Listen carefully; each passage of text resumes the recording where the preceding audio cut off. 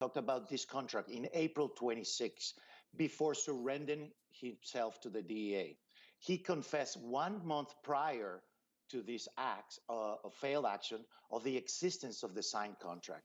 Second, that same day, Colombia seized its weapons that were en route to Riohacha, where this operation was concentrated. I would believe at this point that the American and Colombian message was very loud and clear not to pursue. The other evidence for sure would be that the CIA has met several times with Silvercorp in Jamaica, as per connectingvets.com, and had told them not to pursue this action. The final, I think, evidence is very clear when AP published an article before the failed attempt uncovering these blueprints of the military action. Then, in my humble opinion, if the US was ever to be involved in such an action, the result would be completely opposite to what happened. And we probably would be talking about a different situation right now. Okay, let's go to Ramon Muchacho in Miami. Ramon Muchacho, we're talking here about this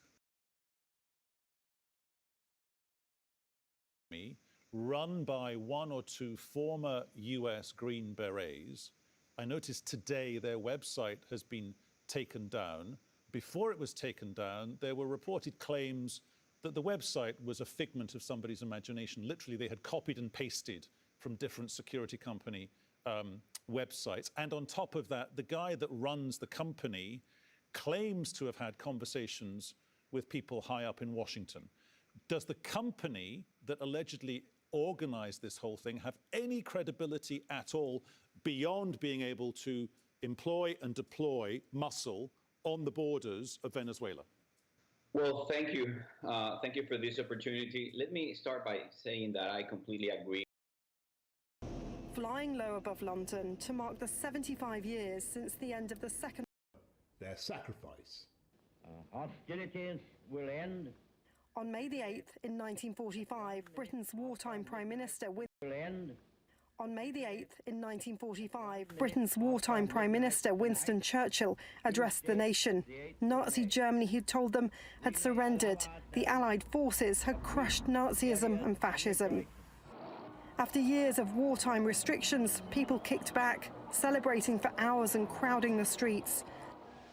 How different it looks now, with all public gatherings and commemorations cancelled because of the coronavirus pandemic. And Britain's cities, towns and villages marking VE Day inside gardens. For nearly 7 weeks, people have lived in lockdown, and these parties are a way of coming together while safely staying apart, a way of showing unity, just like communities did 75 years ago. Across Europe, where tens of millions of people lost their lives in World War II, there were more pared-down commemorations because of coronavirus. France's President, Emmanuel Macron, laid a wreath at the tomb of the unknown soldier, while Angela Merkel led the remembrance at Germany's Central War Memorial in Berlin. The European Union was born out of the war, with former enemies coming together politically and economically to secure lasting peace. What we have seen in the last 70 years is that the European project is remarkably flexible. Countries join, countries leave. The name of the organization changes. The powers and the institutions that it relies on. Virus epidemic. What we're looking at is the probability that the Queen will draw a parallel between the fight for freedom in the Second World War and what we're currently facing. I think that when dealing with a monstrous tyranny such as Nazi Germany and its allies, there was a sense that you knew where you were.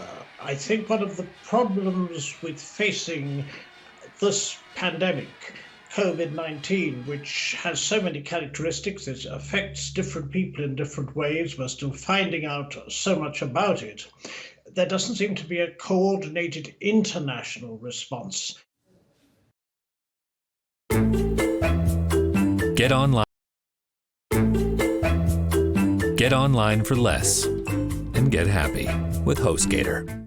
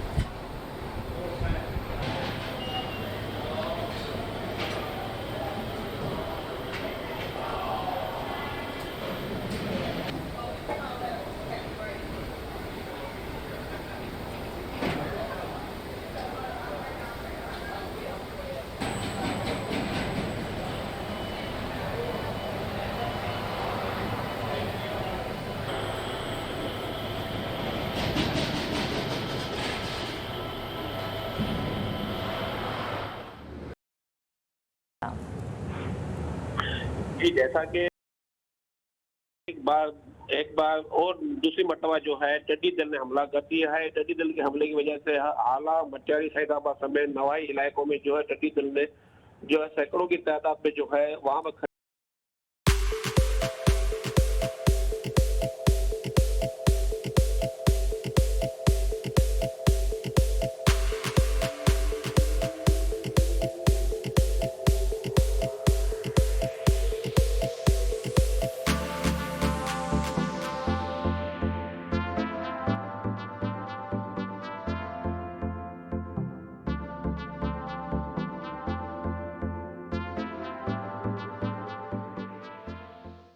हमारी आज की मंजिल है कोयटा की और सवारी है train की। कोयटा जाने के लिए अगर आप सिंध की तरफ से ट्रैवल करें तो ट्रेन पहले सखर आएगी, और अगर आप पंजाब KPK से आएँ तो भी ट्रेन पहले सखर ही आएगी। सखर से ट्रेन जैकबाबाद के रास्ते एंटर हो जाएगी बलूचिस्तान में, और हम इस वक्त पहुंच चुके हैं सिब्बी। पाकिस्तान में सिब्बी जैकबाबाद रीजन अपनी गर्मी के लिए फेमस हैं, और इस रीजन का शुमार दुनिया के गर्म तरीन इलाकों में होता है। 45 सेंटीग्रेड टेम्परेचर है, लेकिन ये लोग कह रहे हैं कि इतनी गर्मी नहीं है। नॉर्मली ये 48, 49 पर रहते हैं। लेकिन बड़े डिफरेंट लैंडस्केप आएंगे रास्ते में, तो हम अब थोड़े एक्टिव भी हो गए हैं, नींद भी पूरी हो गई है। तो हम कोशिश करेंगे कि अब रास्ते के मनाज़र को अच्छे तरीके से कैप्चर भी करें और खूब मज़ा करें।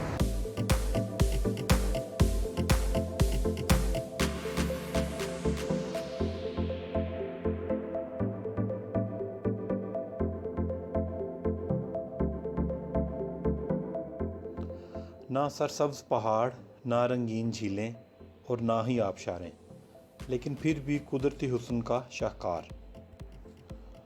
बलूचिस्तान अपने दामन में कीमती मादनियात ही नहीं, कुदरत के दिलकश नज़ारे भी रखता है। मट्टी और पत्थर के पहाड़, बल खाते रास्ते, सुरंगें और मैदान, क्या है जो यहाँ नहीं है।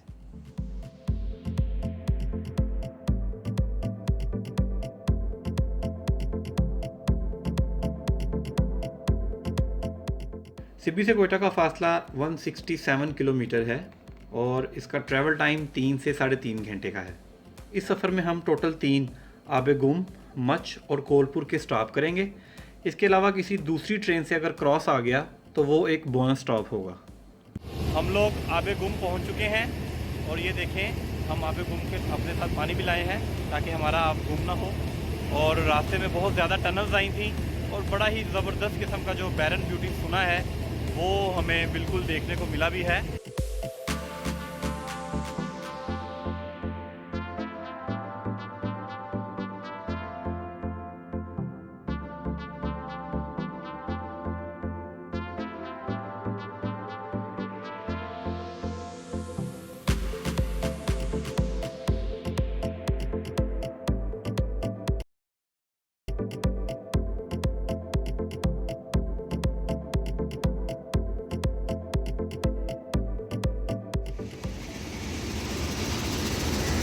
कोलपुर पहुंच चुके हैं।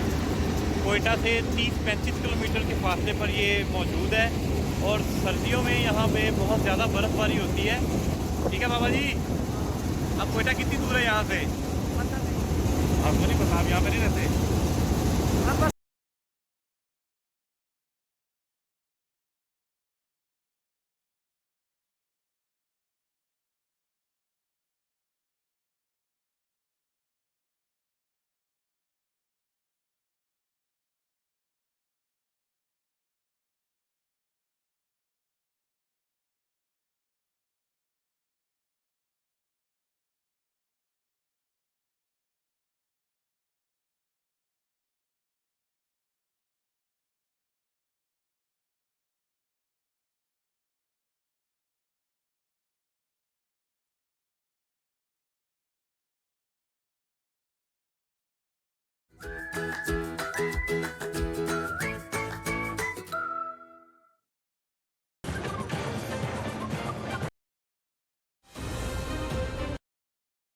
Flying low above London to mark the 70th States. So Mr. Maduro has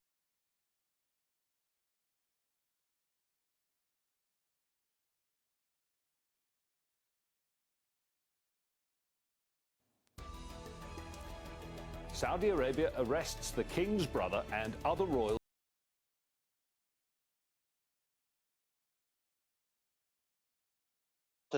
And he also has to be able to send them back home. Otherwise, he's giving one more reason, a legal reason for the U.S. to act. They should already be acting under Article 51 of the UN Charter for the legitimate self-defense, because they are not only a present risk to the national security of the U.S., Colombia, and Brazil, but also to the maintenance of peace and security in the region and the world. So in my opinion, yes, what we need is a Plan Colombia to activate the DEA agreement and extract these universal enemies, to activate the international military cooperation by invoking the Venezuelan Article 287.11 of the Constitution, and to comply with the Supreme Court order that has ordered Guaido to seek an international humanitarian intervention with military support since the decision of 2017. Okay, let's go back to Ramon Muchacho in Miami. Would it be easier for the United States if they got rid of the $15 million price tag on Maduro's head? Because all three of you have said the same thing. If you've got a price tag on a dictator's head, people will try and follow the money. And that's what Silvercore, this security company out of Florida, have clearly tried to do. And it's detonated in their face, and it's blown the world of diplomacy up in the air surrounding the whole Venezuela issue. Yeah, well, I don't know if that it's a real possibility. You know, one thing is the U.S. government and the Trump administration, and a different thing is the Justice Department and the whole justice system that is prosecuting crime. Nicolás Maduro and his friends are indicted right now. So I don't know if that's a possibility, but I don't think that putting a price on his head or removing that price will change things dramatically. I think the problem remains the same. Nicolás Maduro is using military force against Venezuelans to remain in power. He has been able, and he will continue to be able to remain in power even after hundreds of thousands dead or leave the country.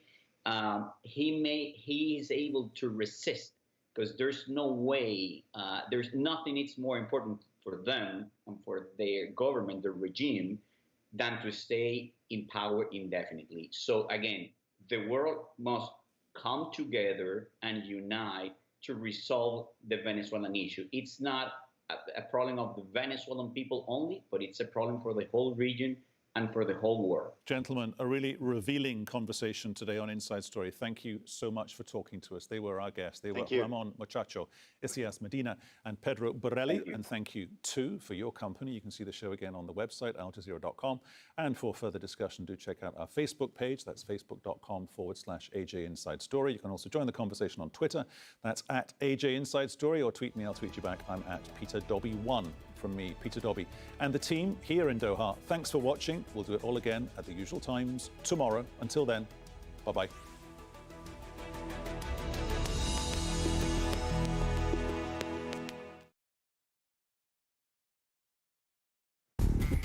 On Counting the Cost, the world's poorest nations get a debt repayment holiday to fight the coronavirus pandemic, but not from private investors.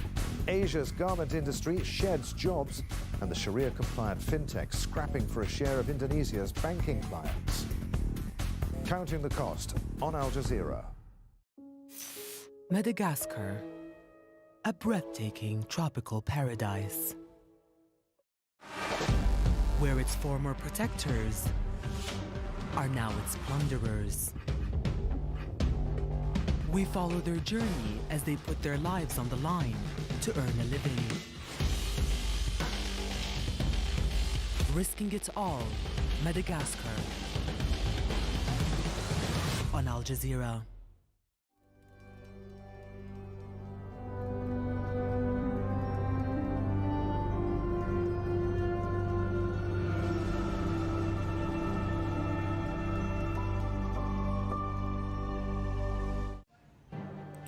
Libya's main airport is hit by a barrage of rockets. There are reports a civilian plane has been hit.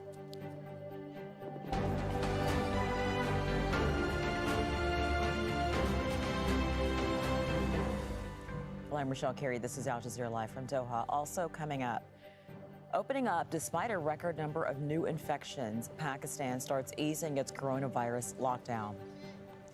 Russia's president leads muted VE Day celebrations as he faces a dramatic rise in coronavirus infections. And the U.S. blocks the UN Security Council resolution on the pandemic over language that refers to the World Health Organization.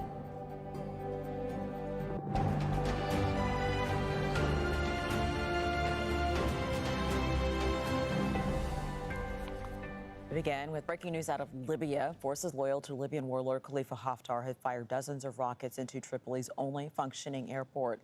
It's believed a civilian plane at the Matiga airport was hit. Haftar has been trying for months to take control of the Libyan capital, but his attempts have been repelled by the UN-recognized government. Let's go now to Tripoli, where our Mahmoud Abdel-Wahed is reporting live. So, Mahmoud, what else do we know about these rocket attacks? Well, Rochelle, dozens of grad rockets landed in and around the Matiga airport for the past few hours.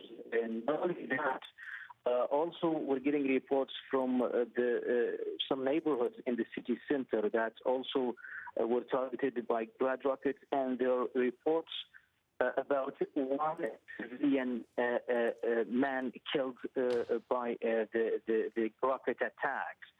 Now, in Matiga airport, there are reports about civilians and families going out to the streets, and the Ministry of Health, meanwhile, is calling on people living nearby Matiga airport to stay at home and not out, at least for the time being.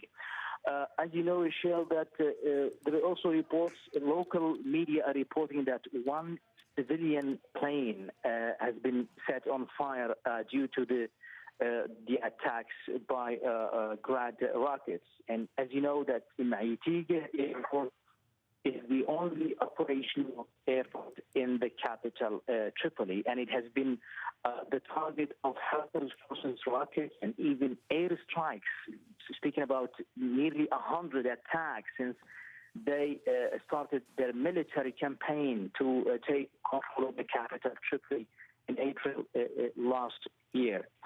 There is a state of panic. People are terrorized by the heavy explosion. I can still hear it until now. It does not seem to be stopping, and the authorities in Matiga airport are calling on neighbors, those who live nearby, not to leave their homes.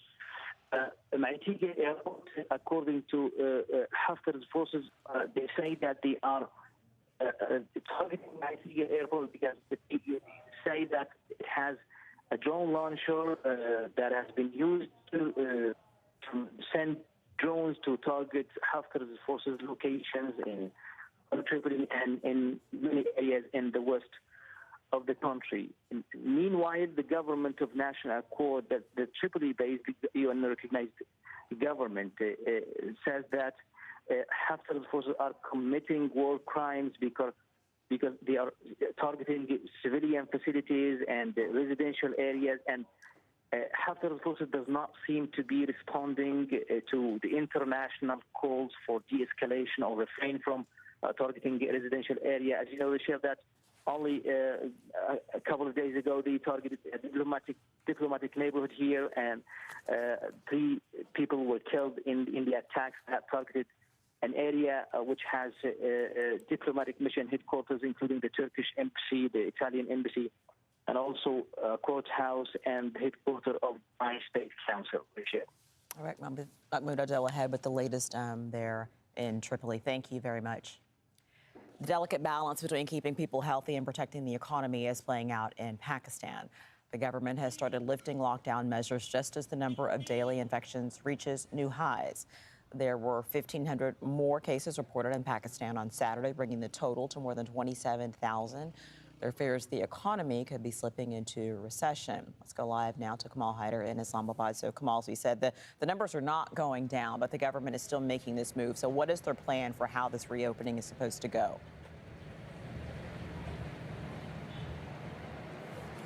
Well, first of all, there's a lot of confusion here because the Prime Minister had earlier said that all the shops and markets will remain closed for 2 days in a complete state of lockdown, except for pharmacies and essential shops which sell groceries and all. However, today, this morning, we have seen the shops opening here. The police came here and told them that they have to close the shops, at which point the traders told the police as to who they should listen to, the Prime Minister or the administration.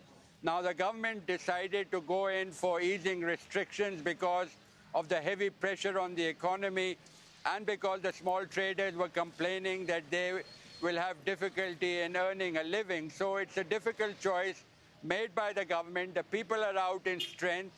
Nobody is observing any of the SOPs, and it will be important to see what sort of effect this will have on the cases that have been rising here in Pakistan. As you mentioned, over 27,000 already. There could be an alarming rise once the people start mingling with each other, despite the fact that earlier the government had gone into a lockdown, imposed lockdowns on the shops, malls, and even congregations. So although the malls and bigger shopping centers will remain closed, the markets have been reopened, and now everybody is watching nervously to see how this all plays out. Because the health concerns in the long run, Kamal, will actually dictate what happens. I mean, if these numbers explode, as is very, very likely that they will, and they're probably already higher than what the numbers show, then what? Is the government prepared to step in with some sort of economic help for people if the health situation continues to overtake the country? Well, the government has already announced large sums of money to help out the people who have been unemployed. Almost $8 billion have been allocated to this. However, in the long run, it is not sustainable. On the other hand, the government has also warned that if they see an alarming rise in the number of cases, that they will have no other option but to close down again. So it will be important to see what happens within the next few days. The medical community had already warned the country's government that such a move could have its own risk because of the pressure on the medical fraternity, on the hospitals, which are not properly equipped to deal with a large pandemic, the likes of which this country has not seen before. So it will be important to see what kind of modalities the government will put in place in order to stop the rise of the pandemic here, the number of infections, and at the same time keep a close watch on the economy, because this is a poor country and Pakistan is under severe pressure because of COVID-19. All right, Kamal Haider with the latest in Islamabad. Kamal, thank you. Russia is marking the 75th anniversary of the end of the Second World War, but large-scale public events have been postponed because of the pandemic. The WHO says Russia is experiencing a delayed epidemic. Cases have risen by more than 10,000 a day for 7 straight days, pushing the total close to 200,000. 104 people died on Friday, taking the number of dead past 1,800. Our producer, Oksana Brown, joins us live from Moscow. So, Oksana, obviously the big types of celebration, that is not happening, but there still is a rather commemoration. That's the more appropriate word for this. There still is a kind of a low-key commemoration. So what's happening today? Well, yes, Moscow looks very unusual today for such a big event as the Victory Day. It's ghostly and eerie, and it was meant to be a big showcase for Russian President Vladimir Putin, with many world leaders invited to come and take part in it. In March, when the epidemic started, the Russian government had to make a very difficult decision to postpone the celebrations, and eventually they did. It's a very important thing for Kremlin's support, and Putin is now seeing his all-time low approval ratings. Also, economy is deteriorating. So the decision to postpone was very difficult. Today, we're seeing most of the events being taken online, except of the aviation parades that took place over 47 Russian cities, including Moscow, and the Immortal Regiment, the biggest event that normally sees hundreds of thousands of people who take portraits of their relatives who died in the World War II, going to the streets. It will be online too, as well as the fireworks. Russian president gave a speech to the nation today where he said that Russian people, when they stand together, are invincible. Perhaps, but Russia is having a very difficult time right now, Oksana. The numbers continue to skyrocket from coronavirus, from COVID-19. What is Russia's plan? How are they dealing with this? Well, we just heard that the numbers growing up again, and now it's about 200,000 cases in Russia in total. But nevertheless, the authorities are thinking about releasing the restrictions and gradually, step by step, they came up with a three-stage plan. And Moscow, which is the most affected with the virus, in fact, 100,000 of cases are registered here, and the Moscow mayor believes that the actual number can be 3 times as high, is at the front line with the lifting up those restrictions. So while people are still staying at home till the end of spring, the industries like plants and the construction sites are going back to work. How it will affect the situation here is still to be seen, but the other regions will have to decide for themselves. All right, Oksana Brown with the latest from Moscow. Oksana, thank you very much. The United States has blocked efforts by the UN Security Council to adopt a resolution calling for a global ceasefire during the pandemic. Washington objected to the language in a motion referring to the World Health Organization. The agency's role in the global crisis is the subject of a growing dispute between the world's 2 major economies. Our diplomatic editor, James Bays, has more. Estonia, the current president of the Security Council, invited other members to an unofficial meeting to mark the 75th anniversary of the end of the war in Europe. 1945 also marked the birth of the United Nations and the multilateral system, but it's a system that many believe has failed to respond in a unified manner to COVID-19. It's now 6 weeks since the UN Secretary-General made this call. The fury of the virus illustrates the folly of war. That is why today I am calling for an immediate global ceasefire in all corners of the world. It is time to put armed conflict on lockdown and focus together on the true fight of our lives. In the weeks since then, an unseemly battle behind the scenes, with the Security Council unable to agree on the words of a resolution to back the Secretary-General's call.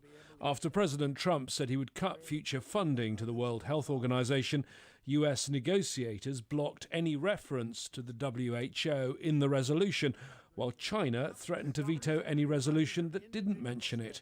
This latest version of the UN draft resolution includes compromise language. Instead of the references to the World Health Organization, it talks about the United Nations and its specialized health agencies. In reality, there's only one of those, and it is the WHO. Negotiators thought they had the agreement of both China and the US to this text, but when senior Trump administration officials in Washington saw it, they objected, taking us back to stage 1, deadlock. James Bays, Al Jazeera, at the United Nations. Still ahead on Al Jazeera. I need money, so I'm just relying on unemployment. The human stories behind the U.S. unemployment figures. We hear from one woman who went from working 2 jobs to nothing. And coronavirus in Colombia's crowded prisons. Fear and anger as 30% of inmates in one jail are infected.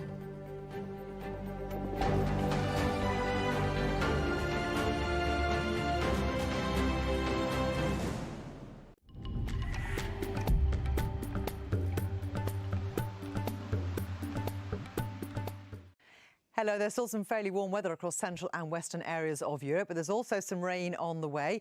Now, you can see it's quite an unsettled picture. Lots of clouds streaming in from the west. And as I say, fairly good across those central and northern areas. So some nice sunshine has been seen across into Stockholm. Temperatures not too bad. Meanwhile, the sunshine, the high temperatures and the lack of rain causing huge problems for these forested areas in Germany. These are actually spruce forests. This is after 2 years of drought and a very dry spring. You can see all these trees are literally already dead. Now, we need the rain, of course, across these central areas. There's not much in the way of rain as we go through Saturday across into Germany, some beginning to push in across the south, fairly unsettled across areas of France, and some rain pushing down into northern areas of the UK and across into areas of Norway as well. Meanwhile, some heavy rain pushing in through Saturday on into Sunday across much of Spain and also working its way into these southern areas of France. We could pick up as much as 130 millimetres in this area here of southwest France. At the same time, temperatures really taking a bit of a dive across the north. The winds are strong and coming from the north, and it will stay cool for the next few days. Meanwhile, Eastern Europe, cloudy skies, but mostly fine and dry. And it's mostly fine and dry across northern Africa. We've got areas of cloud, and we could just see some rain pushing in on Sunday across into Morocco and on into Algeria.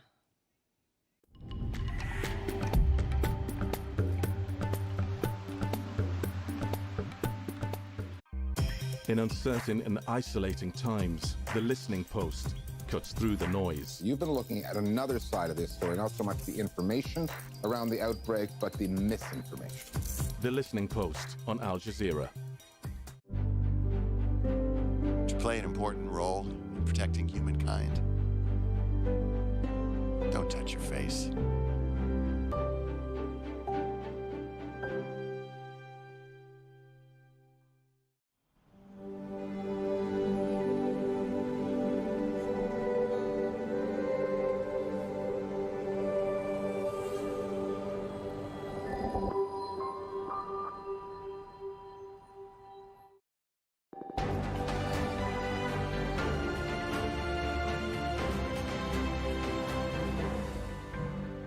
Take a look at the top stories right now on Al Jazeera. Libyan warlord Khalifa Haftar's forces have attacked Tripoli's only functioning airport with at least 30 rockets, and it's believed a civilian plane was hit. Haftar has been trying to take control of the capital for a year. Pakistan has started lifting lockdown measures as the number of daily infections reaches a new high. There are fears over the state of its economy that is slipping into recession. And Russia is marking the 75th anniversary of the end of the Second World War, but its large-scale public events have been postponed because of the pandemic. Cases have risen by more than 10,000 a day for 7 straight days. The death of a prominent tribal leader in Saudi Arabia has thrown the spotlight on tensions over the kingdom's new megacity project. Abdul Rahim Al-Hwari was shot by security forces 3 weeks ago after refusing to give up his home to make way for the planned city. Financial concerns are mounting about the project as well. Osama bin Javed has more. This is when Saudi officials reportedly handed over the body of Abdul Rahim Al-Hwari to his tribe. His family denies the official narrative that Abdul Rahim was a terrorist who was killed after opening fire at security forces. In videos uploaded on the internet, he complained that he was being asked to leave his ancestral land, a rare public defiance to a royal decree. I'm from Al Khiraiba, where Mohammed bin Salman wants to build his new NEOM project. So many villages have started the phases of displacing people in this area. There's a sort of houses survey to start forcing people to leave their houses. Of course, the people here are all rejecting this and refusing displacement. I'm still not sure whether Muslims are welcomed to be here or not. The tribe in northwestern Tabuk province is in the path of a mega project called NEOM, a $500 billion city to be built from scratch on the picturesque Red Sea. And Abdul Rahim said he was standing in its way. This is when he was killed for refusing to comply in a shootout with security forces. The Saudi Crown Prince's ambitious Vision 2030 and the construction in the NEOM project hit snags since its announcement in 2017. Satellite images obtained by Al Jazeera show that in the last 3 years, just a few royal palaces have been built. The small airport for private planes is far from the grand junction promised in the marketing campaign 3 years ago. Activists say there is major corruption involved through a decree which transfers land to Mohammed bin Salman that's then bought by the Saudi state for NEOM. And the people of the land are evicted. The confiscation of the land will not be stopped. The regime will take the land, it will evict the people, it will destroy their houses, but the regime has no financial ability to build and was not able to convince international investors to put money in this region. Since the killing of Khashoggi, most of the international companies decided not to come inside Saudi Arabia and invest in any project. So neither the regime can sponsor it, nor it can be sponsored by international investment. The kingdom is likely to borrow $58 billion to balance its budget, and with record low oil prices, additional finances for ambitious projects are unlikely. NEOM's slow progress and a failure to attract investment was before the coronavirus pandemic and a global economic slowdown. If that doesn't change, the prince's dream could remain just that. Osama bin Javed, Al Jazeera. There have been protests and anger in the U.S. state of Georgia over the killing of an unarmed black man. Police arrested 2 suspects on Thursday after a public outcry, and 2 months after the shooting. So apparently it is open hunting season for the black man. Demonstrators are demanding justice for 25-year-old Ahmaud Arbery, who was shot and killed in February. His mother says that he was out jogging in suburban Brunswick. The 2 suspects, 2 white men, were charged with murder this week. They told police they thought he was a burglar. Police have said there could be more arrests in the case. The number of COVID-19 deaths in Brazil has reached a daily high. More than 750 people have died in just 24 hours. Amazonas state has been hit the hardest. Hundreds of coffins have been sent to the regional capital, Manaus, as more funerals are expected. More than 10,000 people have died from the virus in Brazil. And Argentina's president has announced the mandatory lockdown in the capital, Buenos Aires, will be extended to May 24th. The country has faced strict quarantine measures for the past 50 days. Buenos Aires has been hardest hit by the virus. The city will remain in lockdown, but restrictions at other areas, those will be eased. Argentina has recorded more than 5,000 infections and 273 deaths. The coronavirus has infected more than 30% of the inmates and staff at one prison in central Colombia. There are fears now the outbreak could expand to the rest of the city of Villavicencio. Alessandra Rappieri reports from Bogota. It already was one of the most overcrowded prisons in Colombia. Now it has become one of the main hotspots of coronavirus contagion. More than 700 inmates and guards have so far tested positive, or more than 30% of the prison population. This detainee says he tested negative to the virus, but remains held with the sick. There is no place here to isolate the negative from the positive. Worried relatives outside the detention center say they fear the worst.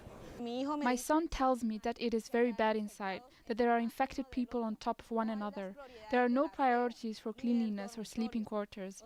It's a very bad situation. Representatives of the prison staff say there's little that can be done at this point. Considering the reduced space in the building and the overcrowding, it's been impossible to establish the sort of isolation zones required by the Secretary of Health in these cases. And this obviously has made the virus easier to spread. Officials now fear the outbreak could expand to the rest of the city of Villavicencio in Colombia's plains and are disinfecting surrounding neighborhoods. Fears of contagion have led to riots in past weeks in other prisons in Colombia, Venezuela and Peru, leaving dozens dead. The United Nations High Commissioner for Human Rights says the unsanitary conditions in prisons across the region are of grave concern. Conditions in many prisons in the Americas region are deeply worrying. Pre-existing structural problems such as chronic overcrowding and unhygienic conditions, coupled with a lack of proper access to healthcare, have enabled the rapid spread of COVID-19 in many facilities across the continent. In April, Colombia's government had announced it would put at least 4,000 low-risk inmates under house arrest to try and reduce the spread of infection.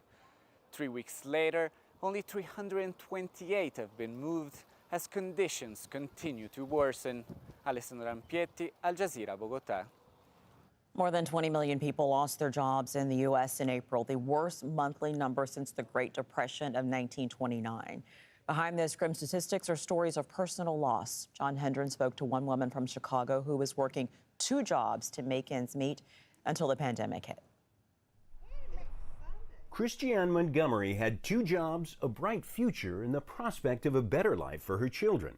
I just want to enjoy life, basically. I want my kids to enjoy life. In a matter of weeks, the coronavirus took it all away. Her employer gave her a pink slip, a week's notice, and a gnawing doubt about ever recovering what she had. The rich keeps getting richer and the poor keeps getting poorer, and it's just not fair. It's just not fair. She's one of more than 30 million newly unemployed Americans, suddenly living an upside-down American dream. Millions of them, more than at any time since the Great Depression, now line up at unemployment offices and food banks, trading pride for porridge, or whatever it is they're serving today. Government aid is generally slow in coming. Here in Illinois, if you call the unemployment office, they give you another number to call to file your initial claim. You dial that number, and generally this is what happens next. Montgomery wasn't just surviving, she was achieving a better future for the next generation. With a daughter in college, a son in high school, and another in daycare, now all locked down in the home she owns, she administered grants for the U.S. headquarters of the YMCA. She used her master's degree in business to work a second job as a financial and tax consultant. I would like to go back to doing consultant work, but at the same token, I'm not going to get any clients now because nobody is going to reach out to me because of all of this. And to rebuild that part of it, that's going to take time. And right now, I need money, so I'm just relying on unemployment. It's often said the virus targets indiscriminately, but that's not exactly true, especially on Chicago's South Side. Everything just came to a halt. And I never knew that this virus could impact so many lives. You're more likely to get it if you're black. And according to unemployment claims, more likely to lose your job if you're a woman. Now, Christiane Montgomery and millions of others are struggling each day to beat the virus on both counts. John Hendren, Al Jazeera, Chicago. Rideshare company Uber lost nearly $3 billion in the first 3 months of this year. The U.S.-based company has been hit hard by the pandemic lockdowns, with rides dropping by 80% in April. The company announced it was cutting 3,700 full-time jobs earlier this week. Coronavirus restrictions are creating a boom in online and home delivery services. But in Kenya's capital, some going door-to-door say they're seeing a few benefits and are struggling to make ends meet. Malcolm Webb reports from Nairobi. It's been more than a month since pubs in Nairobi, like this one, were bubbling with life. Kenya's government closed bars and restaurants to prevent the spread of the coronavirus.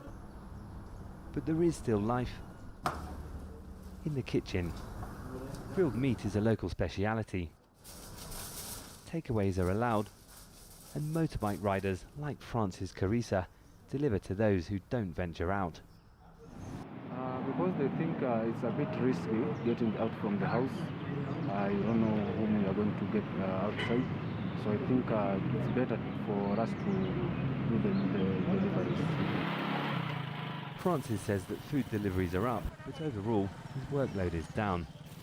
He's struggling to look after his family.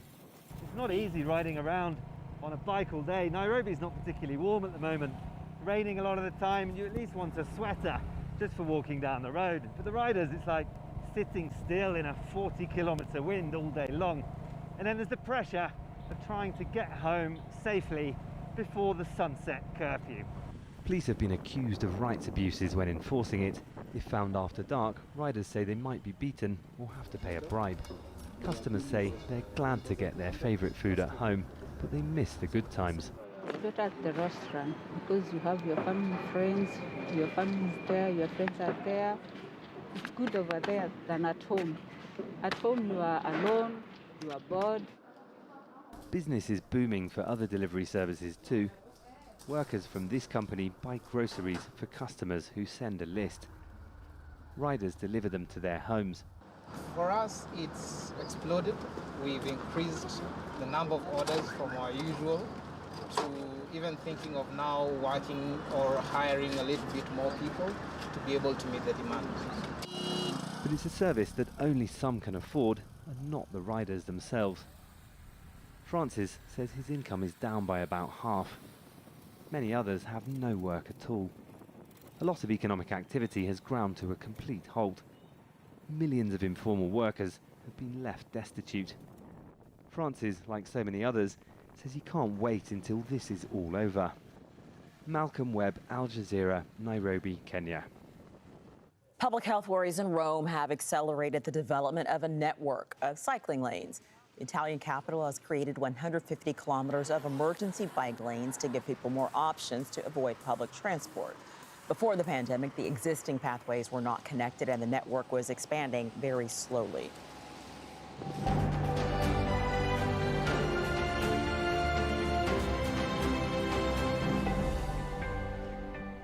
To recap the headlines right now on Al Jazeera, forces loyal to Libyan warlord Khalifa Haftar have attacked Tripoli's only functioning airport with at least 30 rockets. It's believed a civilian plane was hit. Haftar has been trying to take control of the Libyan capital from the UN-recognized government for the past year. Mahmoud Abdelwahed is in Tripoli, where he says there is ongoing fear. We're getting reports from some neighborhoods in the city center that also were targeted by grad rockets, and there are reports about one civilian man killed by the rocket attacks. And the Ministry of Health, meanwhile, is calling on people living nearby the airport to stay at home and not out, at least for the time being. Pakistan has started lifting lockdown measures as the number of daily infections reaches a new high. There are fears over the state of its economy that is slipping into recession. Kamal Haider has more from the capital, Islamabad. The government had earlier announced that the opening would be limited, that essential shops, markets, particularly corner shops in neighborhoods would be open, and that some factories would open. However, as we can see, it seems as if it's another normal day here in Pakistan, despite the warnings from the medical community that such a move could lead to an exponential rise in the number of COVID-19 cases here in Pakistan. Most people here are not observing the SOPs. We've seen people who are not wearing their masks. Russia's marking the 75th anniversary of the end of the Second World War, but its large-scale public events have been postponed because of the pandemic. Cases have risen by more than 10,000 a day for 7 straight days. And rideshare company Uber lost nearly $3 billion in the first 3 months of this year. The US-based company has been hit hard by the pandemic lockdowns, with rides dropping by 80% in April. So the headlines keep it here on Al Jazeera. The Listening Post is next. Al Jazeera is here to report on the people often ignored, but who must be heard. How many other channels can you say will take the time and put extensive thought into reporting from underreported areas? Of course, we cover major global events, but our passion lies in making sure that you're hearing the stories from people in places like Palestine, Libya, Yemen, the Sahel region, and so many others. We go to them, we make the effort, we care, we stay.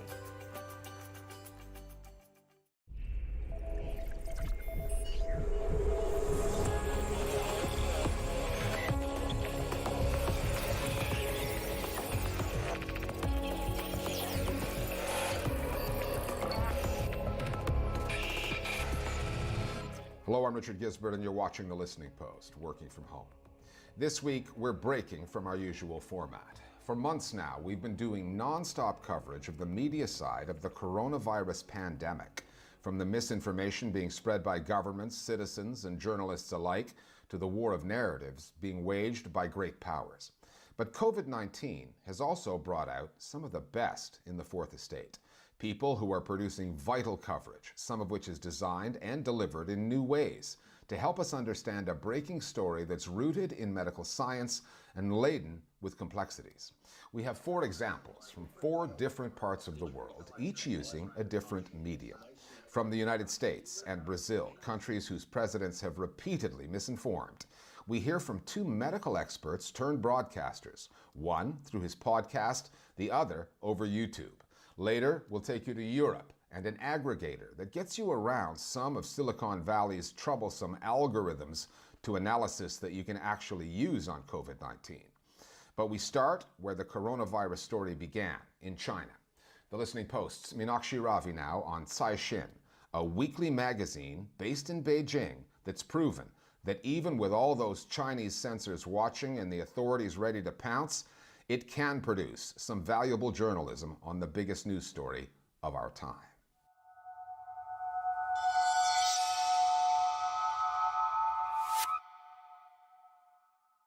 No one can be truly safe during an epidemic. And yet these journalists from Taixin magazine take huge personal risks, conducting interviews and gathering information on the front lines. I have immense respect for them. What they do is extremely valuable.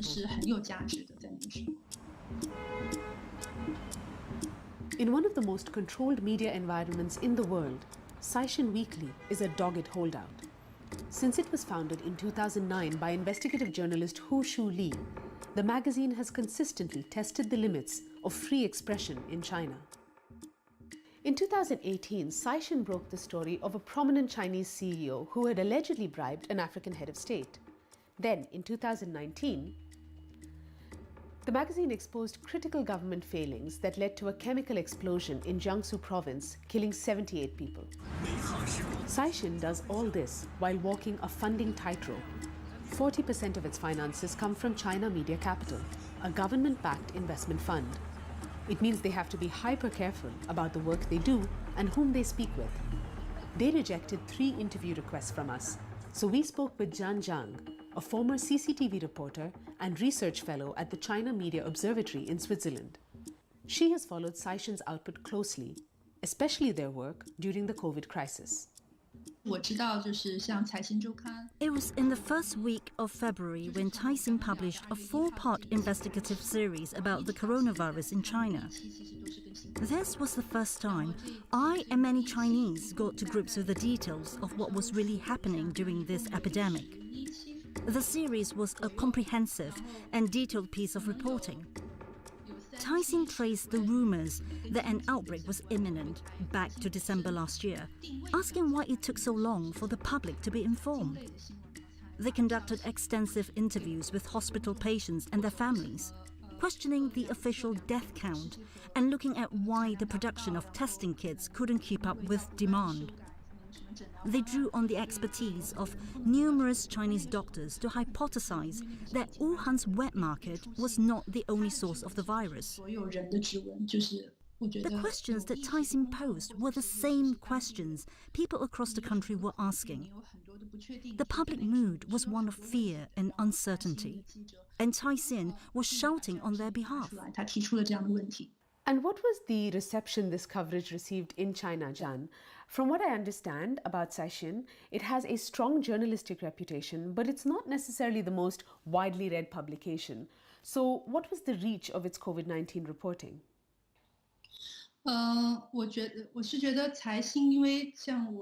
Taixin's audience has always been China's social elite. Decision makers, government officials, business leaders. Its style of reporting is not for everyone. During this epidemic, however, Taixin lifted its paywall on all its COVID reporting. As a result, many more people who would not normally read Taixin turned to the publication for the first time. As the magazine has become more well-known, however, it has been exposed to more public scrutiny. In March, Taixin reported on the outbreak of COVID-19 in the United States. The article itself was objective and well-researched, but the magazine's cover caused quite a stir. The implication of the image was that the virus originated in China and was having a knock-on effect around the globe. Many people on social media saw this as a betrayal to their country.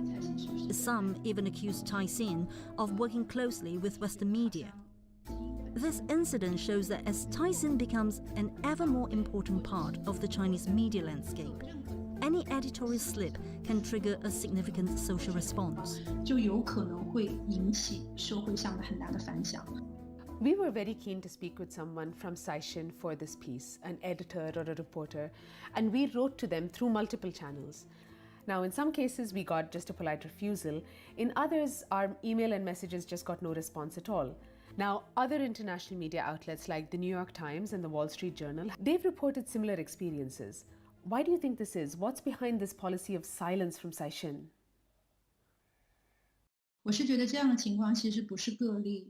Such a policy of silence is not uncommon among Chinese media outlets. Indeed, foreign media will face the same problem trying to interview Chinese companies or individuals. I have experienced this a lot during my time working in China. There are two factors behind this. On the one hand, European and American coverage of China is one-sided and paints a picture of a system that is highly flawed. Therefore, many Chinese are convinced international media will only ever portray China in a negative light. There are misconceptions on both sides, and anyone looking for a Chinese perspective is likely to be refused an interview.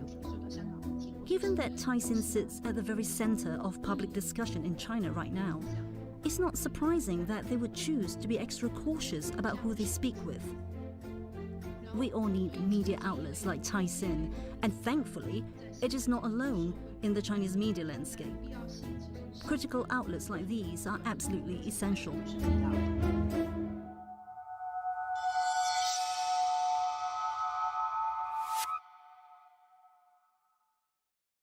I'll be honest with you, as a former health commissioner, every day I wish I were on the front lines of response. And I know that the podcast is an extremely important public service in a moment like this, and we hope that we're moving information to people. But every day I wish I was leading the charge in a place like Detroit. I sometimes feel like a general missing the war. This is America Dissected, and I'm your host, Dr. Abdul El-Sayed. Dr. Abdul El-Sayed is not like most podcasters covering the coronavirus. He offers a unique perspective. He's a trained physician, a former city health commissioner, and a political hopeful who ran for governor of Michigan in 2018. At a time when the amount of information is overwhelming and misinformed takes frequently hit the airwaves, El-Sayed is attempting to bridge the gap with his podcast, America Dissected. America's COVID death toll has now surpassed every other country on Earth. And President Donald Trump continues to talk about opening up our economy. The podcast airs twice weekly, and in each 30-minute episode, El-Sayed blends his own incisive commentary with interviews from high-profile politicians and medical experts, many of whom he's forged relationships with throughout his career. For taking the time to join us today. Abdul, thank you so much for having me on the podcast. And America Dissected Coronavirus has adapted to the age of quarantine pretty creatively. Previously produced from a state-of-the-art studio, El-Sayed now takes his audio equipment down into his mother-in-law's basement, where her women's clothing boutique makes for a surprisingly good place to hide away and record a podcast. Abdul, you started America Dissected to analyze the wide-ranging challenges facing the US healthcare system. Now, the podcast is dedicated exclusively to examining the medical crisis we find ourselves in. What did you want to provide your audience that you felt was missing? That's right, Flo. The whole goal of this podcast was to go beyond the headlines on some of the more familiar stories that people had heard about with respect to health. When COVID-19 hit us, we realized that this was the perfect space to get down to the science and the policy that matters most. But our capacity to test people at scale remains one of the most important things we have to be able to do. Let me break down why. What we want to do is find those contours of the conversation that really do need more shading, more nuance, more understanding, and then really dig deep and find really great experts who can help us to understand what's going on. Can you give me a few examples of the kind of experts you're talking about? The conversation that we shared quite early on with John Auerbach was really informative and important. We cannot continue to nickel and dime the public health system and expect that it's going to be able to protect the public. John is somebody who's been a city health commissioner, a state health commissioner, and worked at the highest levels of the CDC. And so he was able to really break down how the CDC works, how these different levels of public health interact with each other. I also thought our conversation about the congressional response with Representative Pramila Jayapal was really critical. One of the things that's happening right now is states are literally bidding against each other for the very limited supply of essential equipment that we need. This is somebody who's living it day to day, asking what is it that we need to do on a federal level to deliver. And a lot of your friends and colleagues are actually on the front lines right now. What have you learned from speaking with them? I had a sense of what it might be on the wards, but it wasn't until I interviewed my friend Akash, who's an emergency doctor, that I got a real sense of exactly what the challenges are on a day-to-day basis. We've already seen what feels like thousands of cases. Nearly our entire hospital has been converted into an ICU with long rows of patients, young and old, sick and healthy alike, who are in medically induced comas, on ventilators. And I thought that was one of the more eye-opening episodes, just to really get an inside look on what folks doing this work are experiencing every day. This is your first foray into journalism. Beyond access to a range of voices, how have you used your previous careers to your advantage? Yeah, look, I'm not a journalist, and I don't attempt to be. I have a very particular viewpoint, and I'm not hiding it. But as a practitioner, somebody who's worked in the healthcare system, rebuilt a health department in one of the poorest cities in America, and then finally engaged in politics, I try and bring a lot of that, or all of it, into every episode of the podcast to help our listeners understand it from a different perspective. Until we've got strong randomized control trial evidence about the safety and efficacy of hydroxychloroquine, President Trump should stop promoting it. With that in mind, Abdul, do you think this moment we're in right now requires medical professionals to really be leading the charge, disseminating information and educating the public? The hard part about a moment like this is that it's extremely scary and we're facing it down in real time. And the hard part of that is that information abounds and it's not always good information. And so, yes, I do believe that we need to be leading with science and leading with expertise. We may not always get it right. Every once in a while we get folks who are like, I just completely can't stand your take. And I'm like, that's fine, we're trying to give it to you straight. And that is always the hope with this podcast. I don't know that we always get it right, but we always try.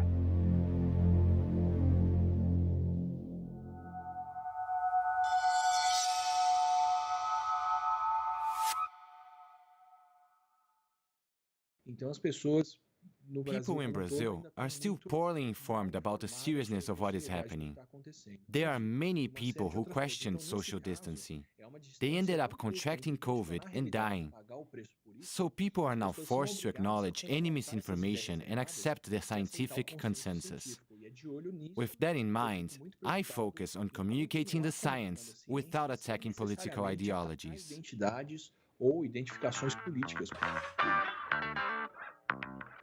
Acela Yamarino, a trained microbiologist and virologist, is a dominant force in Brazil's social media landscape.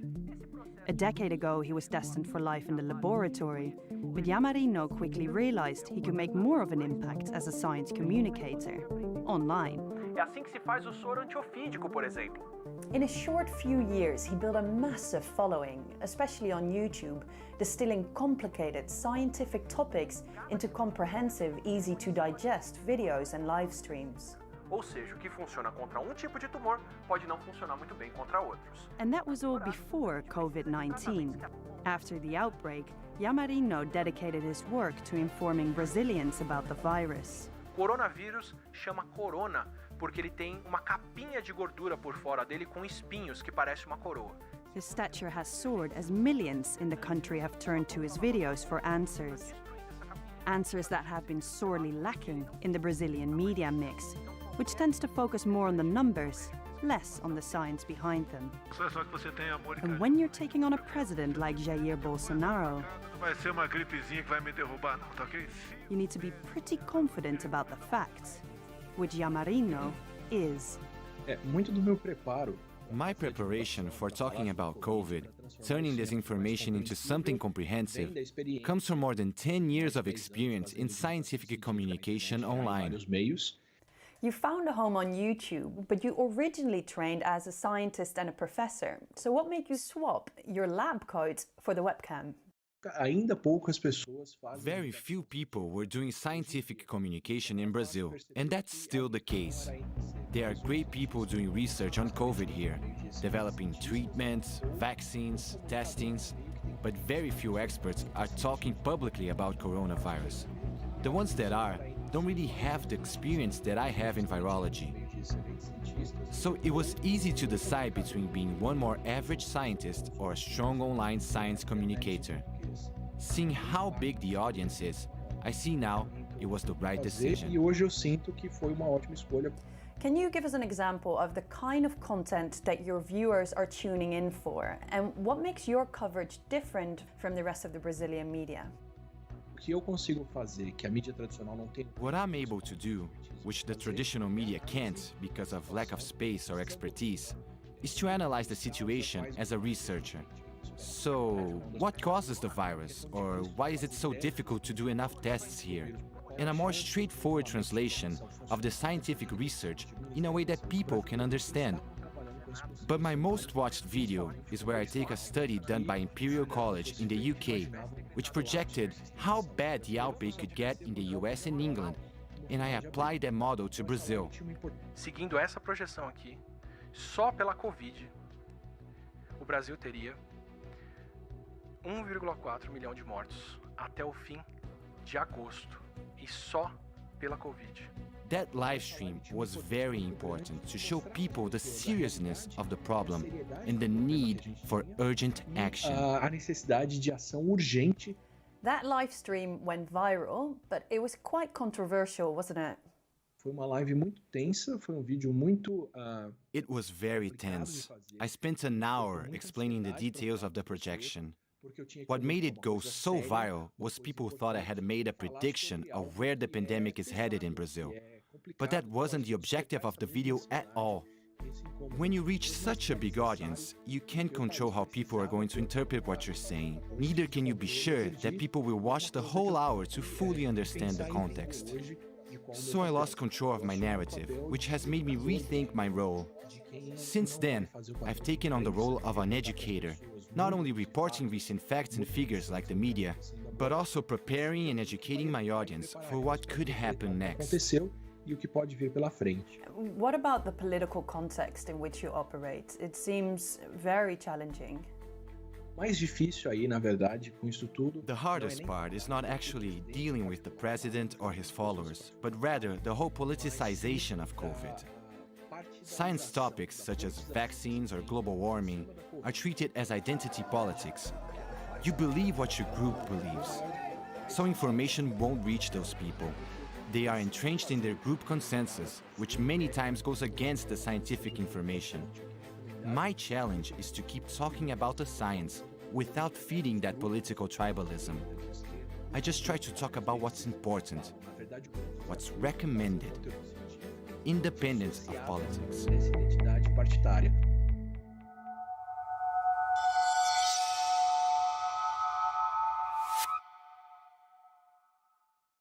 Well, we started the syllabus knowing that something was broken in how the digital public sphere worked.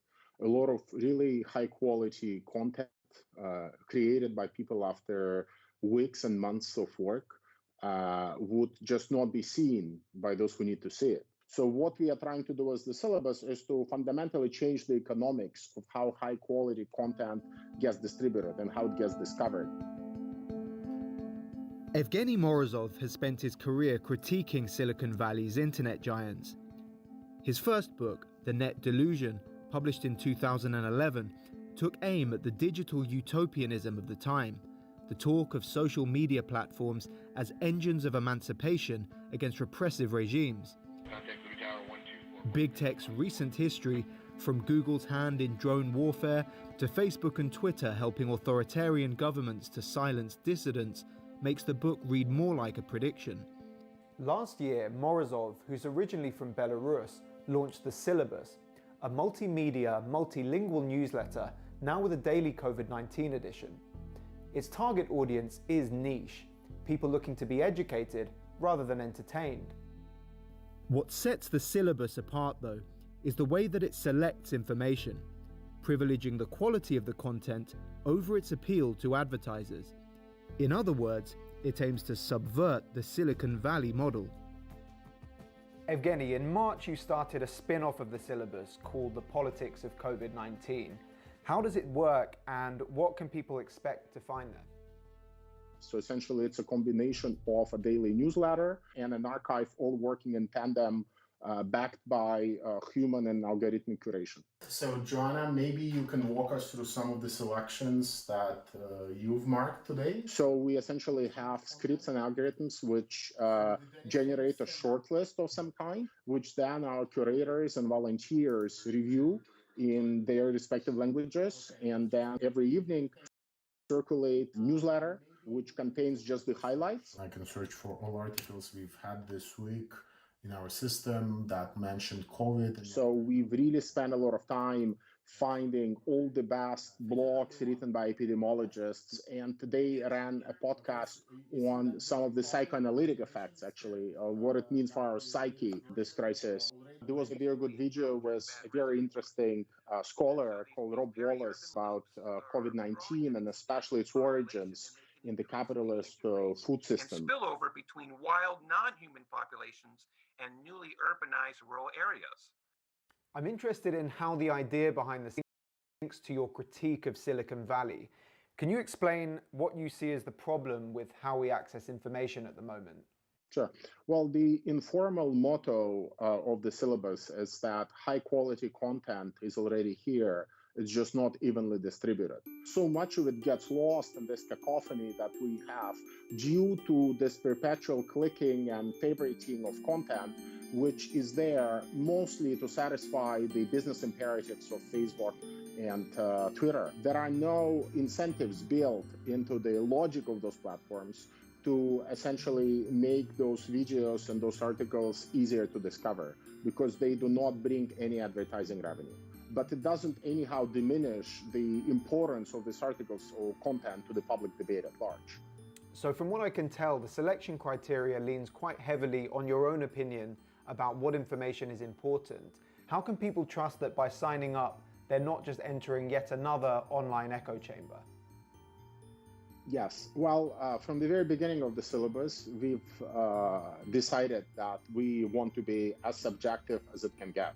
So even though it's a combination of algorithms and human editors, it's the human editors who call all the shots. But beyond that, we also have certain biases and we do not hide them. So our edition about the political economy is called The Progressive. We already think that, a lot of the more standard kind of conservative traditional positions are so well represented in the traditional media discourse that, featuring another conservative white man and what he has to say about the future of the world after COVID-19 for us is not a priority. So I would rather find, a woman from Colombia who will feature her blog post rather than featuring yet another op-ed from the Wall Street Journal. And we hope that people who are fed up with kind of the sameness of ideas that already circulate in the public media and public sphere of today, they will appreciate our editorial choice and decision. One of the points Yevgeny Morozov makes about human editors calling the shots, as opposed to algorithms, gets at a fundamental shortcoming in the way that digital news is distributed. Our own biases, along with the imperatives of advertisers, shape what we see. And rather than being informed, we just end up with those biases and those beliefs reaffirmed. That's not good enough on any news story, let alone one as serious and as dangerous as COVID-19. You've been watching a special edition of our program on media projects helping us make sense of the coronavirus pandemic. We'll see you next time here at The Listening Post.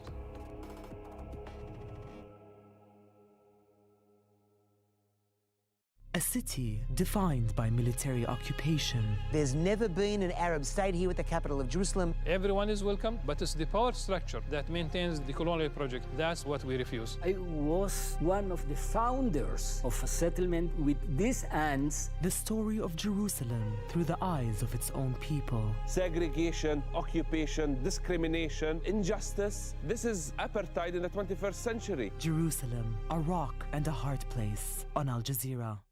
examining the impact of today's headlines. Extraordinary times require extraordinary measures, but these should not be at the expense of our privacy. Setting the agenda for tomorrow's discussions. I knew the life that was in these walls, and now there's no life in the walls. Global experts in discussion. In this democracy, why are people not voting? International filmmakers and world-class journalists. On Al Jazeera. Talk to Al Jazeera.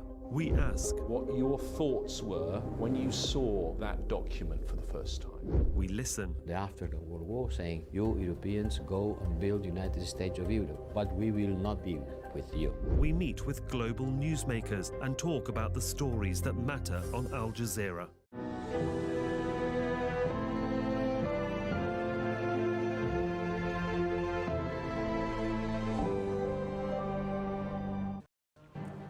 Libya's main airport is hit by a barrage of rockets. There are reports a civilian plane has been hit.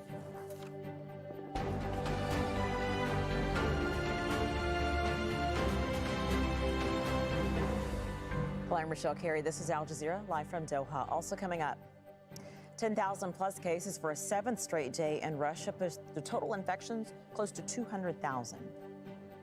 Opening up despite a record number of new infections, Pakistan starts easing its coronavirus lockdown.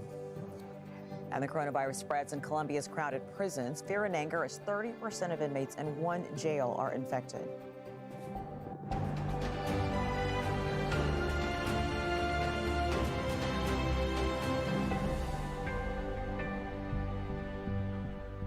Forces loyal to Libyan warlord Khalifa Haftar have fired dozens of rockets into Tripoli's only functioning airport.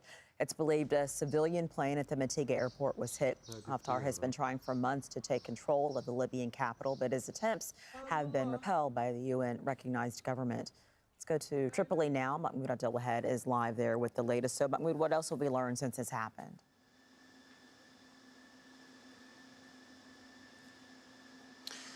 Well, Rochelle, the military counteroffensive Facebook page has just posted that's the counteroffensive led by the government of National Accord to defend Tripoli from Haftar's forces. Has just posted that one civilian has been killed in these attacks, and they also mentioned that Haftar's forces targeted the Matiga airport and other residential areas near the capital city center with more than 80 Grad rockets. We can still see smoke rising from Matiga airport until now, and the civilians there in the vicinity of Matiga are still in a state of panic. They have been terrorized by the explosions, the multiple explosions over the past few hours. Many of them had to leave their homes. But meanwhile, the Ministry of Health has been calling on all civilians in the vicinity of Matiga airport to stay at home. Some civilians inside the Matiga airport have reported that one civilian plane is on fire due to the multiple explosions. And as you know, Rochelle, that Matiga airport is the only operational airport functioning in the capital, Tripoli. And it has been targeted so many times by Haftar's forces rockets, and even in some cases by airstrikes, many times, maybe more than 100 times since Haftar's forces launched this military offensive to take control of the capital, Tripoli. It seems that Haftar's forces do not respond, do not listen to the international calls for a de-escalation. As you know, that the United Nations Support Mission in Libya, along with many other international organizations, have been calling on Haftar's forces to refrain from targeting residential areas and civilian facilities. But as you know, that Haftar's forces do not seem to be responding to these calls.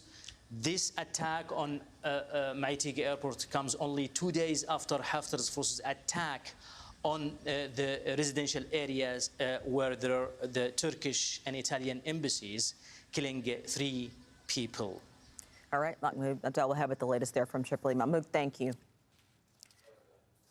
Russia has reported more than 10,000 new cases a day of COVID-19 for 7 straight days. It is the 5th highest number of cases in the world.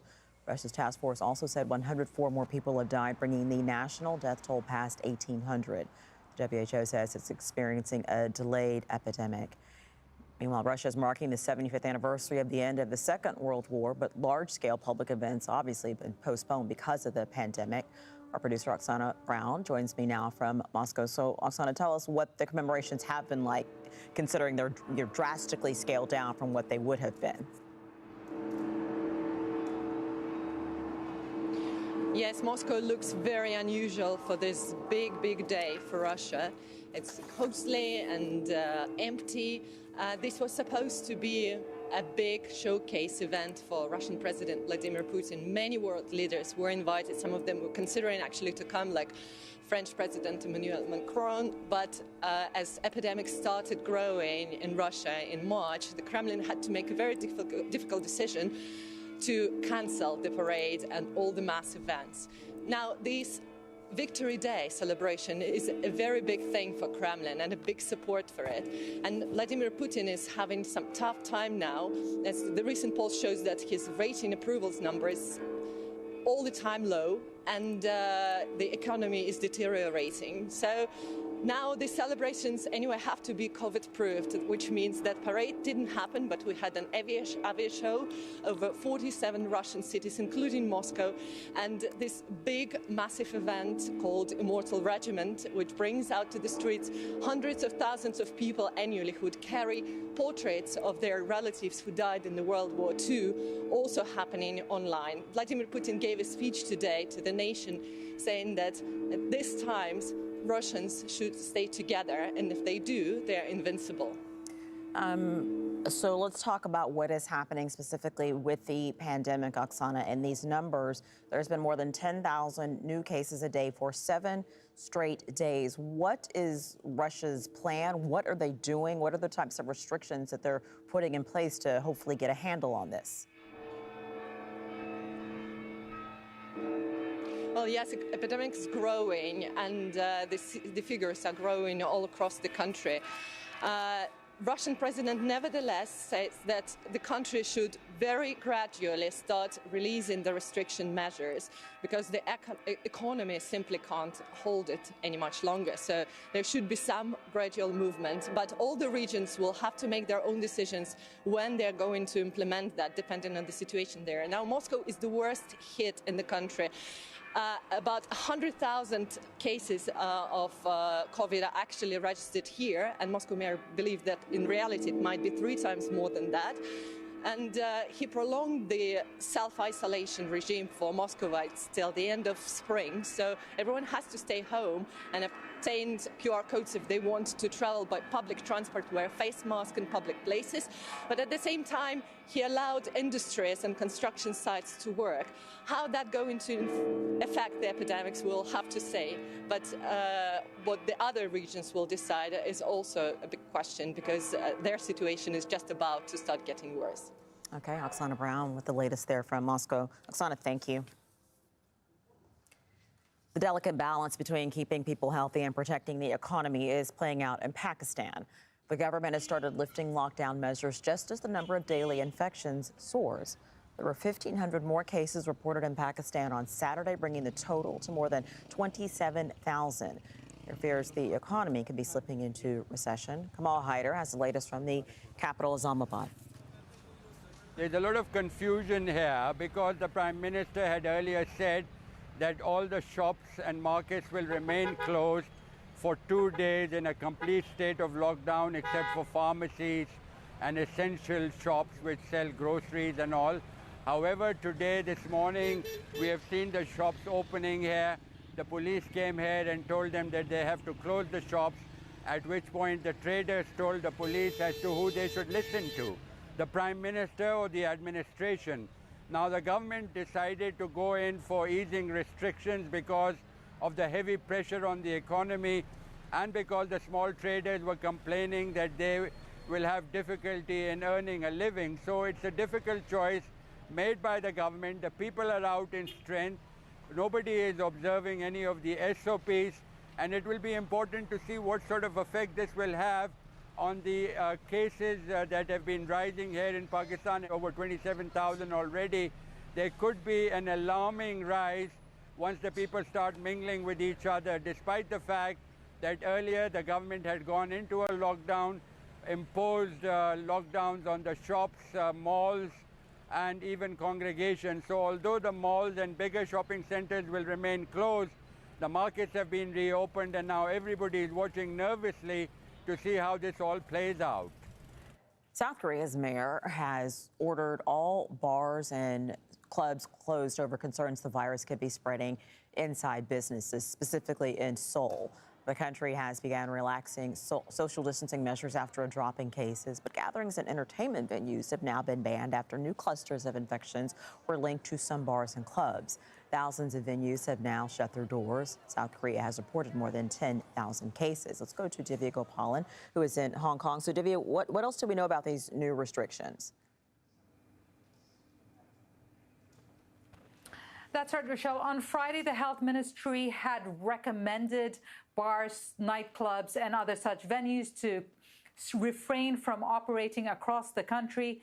But as you said, on Saturday, Seoul's mayor took it one step further, essentially shuttering all bars, nightclubs, and entertainment venues where there would be mass gatherings. Now, this is because on Thursday, a man tested positive for coronavirus, and it was revealed that on May 1st, on the night of May 1st into May 2nd, he had gone to about 5 clubs and bars. Now, May 1st and May 2nd was during a long holiday weekend, and people across the country were in the capital enjoying the easing of restrictions in the country.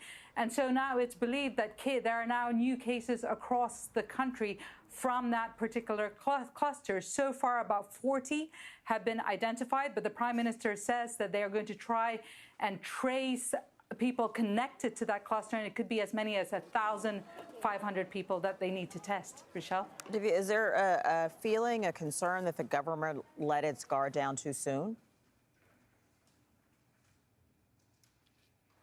You know, Rochelle, South Korea had a very different approach. In February, it was the epicenter of the coronavirus, only second to China with a number of new cases. They managed to bring it down through aggressive testing, aggressive quarantining, making it very easy for people to test and to contain people. But they never actually issued a lockdown. But they did restrict operations in places where there would be mass gatherings, such as bars, pubs, religious places, churches, temples, etc. But people, and that seemed to have worked. So towards the end of April, cases came down. And in fact, in May, the number of new cases started dwindle. There were only a few cases every day in the single digits. So they decided that they were going to even lift these measures due to the fact that they didn't want it to impact the economy too much. And people were getting tired of social distancing. And so on the weekend of May 1st, they started easing those restrictions. And that was around the time where this 29-year-old man had visited these bars and pubs and essentially started this cluster. The sense now is there is a sense that this could be a lesson or a test case for many other countries which are opening up. Countries like Germany, which had a similar trajectory to South Korea, China, Hong Kong, which is also opening up this week. And there's a sense that perhaps people should still be social distancing, and even though the numbers may have gone down, the danger would not have gone away. Rochelle? Okay, Divya Gopalan there in Hong Kong. Divya, thank you. Still ahead on Al Jazeera. Reports of threats, bloodshed, and forced eviction beneath the shiny veneer of Saudi Arabia's planned megacity. Let me tell you why the U.S. blocked a UN Security Council resolution on the pandemic.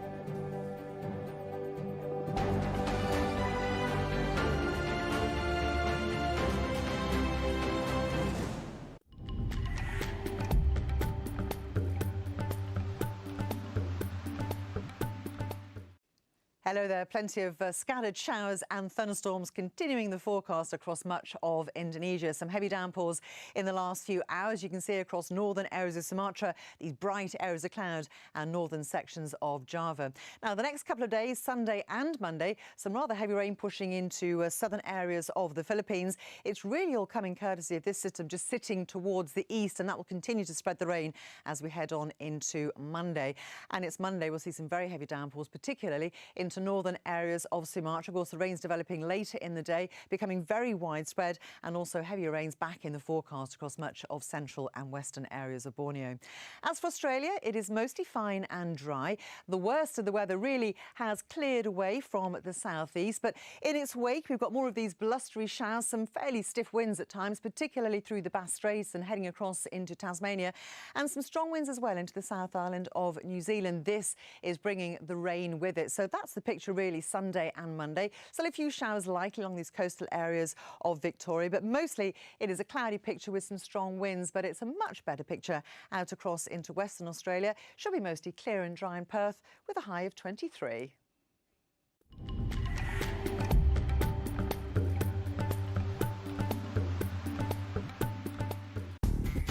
On Counting the Cost, the world's poorest nations get a debt repayment holiday to fight the coronavirus pandemic, but not from private investors. Asia's garment industry sheds jobs, and the Sharia-compliant fintech scrapping for a share of Indonesia's banking clients. Counting the Cost on Al Jazeera.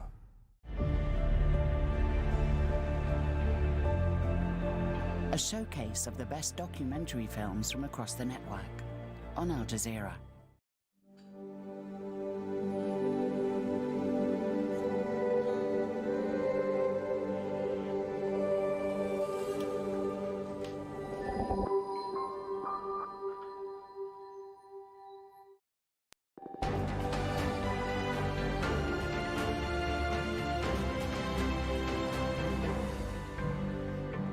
Watching Al Jazeera, let's recap the top stories right now.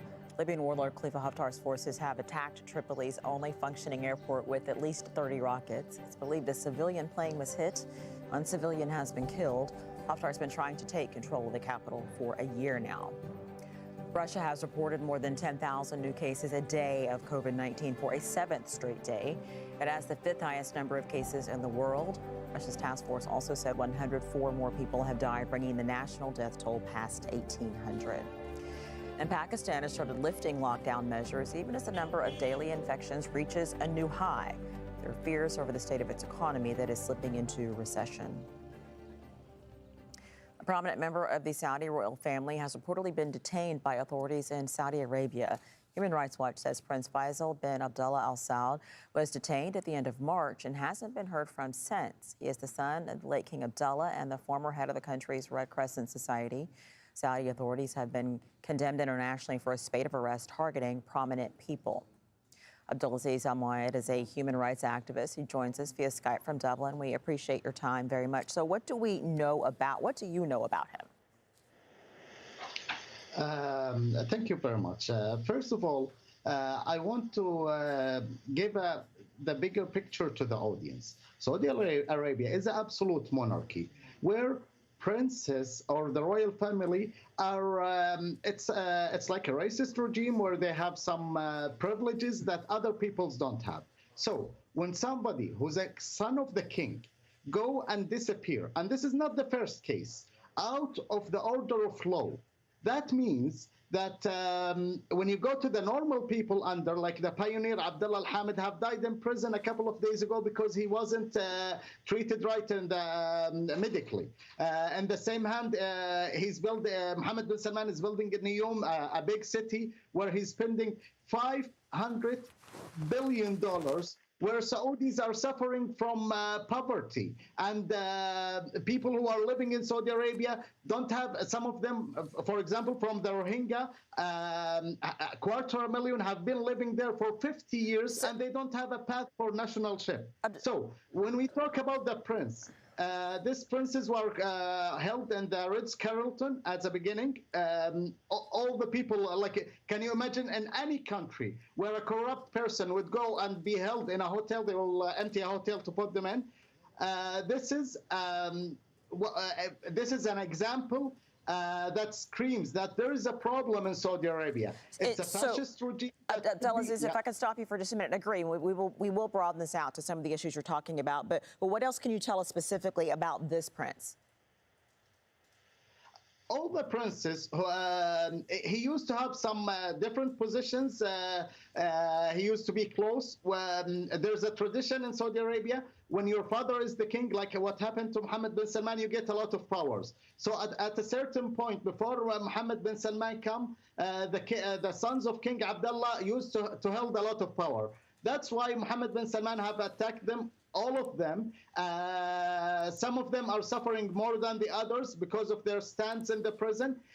We have to be clear. This kind of leaking and this kind of information, it's not 100%, you can't be sure of what's happening. And that represents the lack of law and lack of transparency in that regime. But at the end of the day, this prince or any other detained person, they are suffering a great injustice, and this should be highlighted. Okay, exactly. Going to one prince personality and this big family, like you have thousands of them, usually it doesn't matter, but it shows how lack of responsibility Mohammed bin Salman is held, or checks or balances is on him. Okay, Abdulaziz, I want to thank you so much for joining us, and we appreciate you for highlighting these issues. Thank you. Thank you. The death of a prominent tribal leader in Saudi Arabia has thrown the spotlight on tensions over the kingdom's new megacity project. Abdul Rahim Al-Wadi was shot by security forces 3 weeks ago after refusing to give up his home to make way for that planned city. Financial concerns are mounting about the project as well. Osama bin Javed has more. This is when Saudi officials reportedly handed over the body of Abdul Rahim Al-Huwaiti to his tribe. His family denies the official narrative that Abdul Rahim was a terrorist who was killed after opening fire at security forces. In videos uploaded on the internet, he complained that he was being asked to leave his ancestral land, a rare public defiance to a royal decree. I'm from Al Khiraiba, where Mohammed bin Salman wants to build his new NEOM project. So many villages have started the phases of displacing people in this area. There's a sort of houses survey to start forcing people to leave their houses. Of course, the people here are all rejecting this and refusing displacement. I'm still not sure whether Muslims are welcomed to be here or not. The tribe in northwestern Tabuk province is in the path of a mega project called NEOM, a $500 billion city to be built from scratch on the picturesque Red Sea. And Abdul Rahim said he was standing in its way. This is when he was killed for refusing to comply in a shootout with security forces. The Saudi Crown Prince's ambitious Vision 2030 and the construction in the NEOM project hit snags since its announcement in 2017. Satellite images obtained by Al Jazeera show that in the last 3 years, just a few royal palaces have been built. The small airport for private planes is far from the grand junction promised in the marketing campaign 3 years ago. Activists say there is major corruption involved through a decree which transfers land to Mohammed bin Salman that's then bought by the Saudi state for NEOM. And the people of the land are evicted. The confiscation of the land will not be stopped. The regime will take the land, it will evict the people, it will destroy their houses, but the regime has no financial ability to build and was not able to convince international investors to put money in this region. Since the killing of Khashoggi, most of the international companies decided not to come inside Saudi Arabia and invest in any project. So neither the regime can sponsor it, nor can it be sponsored by international investment. The kingdom is likely to borrow $58 billion to balance its budget, and with record low oil prices, additional finances for ambitious projects are unlikely. NEOM's slow progress and a failure to attract investment was before the coronavirus pandemic and a global economic slowdown. If that doesn't change, the prince's dream could remain just that. Osama bin Javed, Al Jazeera. Many questions remain about a failed coup attempt in Venezuela. 2 former U.S. servicemen accused of attempting to overthrow their government have yet to appear in court. They're among 31 people charged with terrorism, conspiracy, and other crimes. Sia Newman has the latest. Venezuelan security forces continue combing the countryside, arresting more alleged conspirators from Sunday's ill-fated armed incursion. So far, they've captured 31 people, including 2 American ex-soldiers. All of them have now been charged with terrorism, conspiracy, weapons trafficking, and more, says Prosecutor General Tarek William Saab. Likewise, I want to underline that arrest warrants have been requested for 22 other individuals, for the Venezuelan citizens Juan Jose Rendon and Sergio Vergara, and the U.S. citizen Jordan Goudreau. Conspicuously missing from the list was opposition leader Juan Guaidó, whom the government calls the ringleader of a plot to oust President Nicolás Maduro. That may have something to do with this tweet from the U.S. National Security Council. It says, the United States is closely monitoring any potential threats to the safety and security of legitimate leader Juan Guaidó. Venezuela's government boasts that it knew every detail of the incursion before it happened, and with good reason. The plan had been devised by Cliver Alcalá, a former Chavez ally indicted by Washington for drug trafficking, who turned on Maduro and then fled to Colombia. There, he hooked up with Jordan Goudreau, a former U.S. Green Beret and CEO of a security company called Silvercorp. At 1700 hours. In October, they presented a plan to Juan Guaidó to overthrow Maduro. The opposition leader allegedly signed a preliminary agreement, but then broke it off. Guaidó denies it. But that wasn't the end of it. In late March, Alcalá announced that he was behind an arms cache to help overthrow Maduro, that Colombian police had inadvertently stumbled upon. Days later, Alcalá was extradited to the United States, but not before revealing more details. The weapons belonged to the Venezuelan people and were used in an incursion into the Alto Guajira region. Our men have been training to liberate Venezuela. Guaidó's political strategist in Miami, Juan Jose Rendon, who is now wanted by the Maduro government for treason, claims Alcalá was a double agent. Because he was maybe infiltrated from the beginning, and he was related to this other guy, the American guy. They were working together. So they were infiltrated all the way.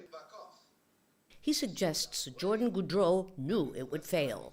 I mean, for him, he's a disgrace, and that's my opinion, that use Venezuelan patriots and innocent and send it to a suicidal mission to a slaughterhouse and a stage attempt to land in Venezuela. Who paid or was going to pay whom how much is one of the many missing pieces of this puzzle. At this stage, there's no hard evidence that Nicolás Maduro staged the incursions to implicate his enemies. Only the nagging question of why the plan went ahead even after it had become public knowledge. Lucia Newman, Al Jazeera. There have been protests and anger in the U.S. state of Georgia over the killing of an unarmed black man. Police arrested 2 suspects on Thursday after a public outcry and 2 months after the shooting. So apparently it is open hunting season for the black man. Demonstrators are demanding justice for 25-year-old Ahmaud Arbery, who was shot and killed in February. His mother says that he was out jogging in suburban Brunswick. The 2 suspects, who are white men, were charged with murder this week. They told police they thought he was a burglar.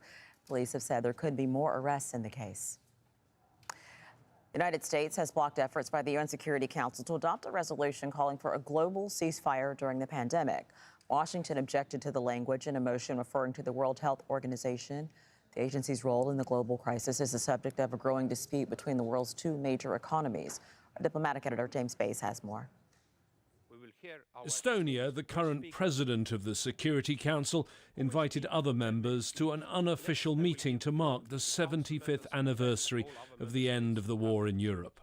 1945 also marked the birth of the United Nations and the multilateral system, but it's a system that many believe has failed to respond in a unified manner to COVID-19. It's now 6 weeks since the UN Secretary-General made this call. The fury of the virus illustrates the folly of war. That is why today I am calling for an immediate global ceasefire in all corners of the world. It is time to put armed conflict on lockdown and focus together on the true fight of our lives. In the weeks since then, an unseemly battle behind the scenes, with the Security Council unable to agree on the words of a resolution to back the Secretary-General's call.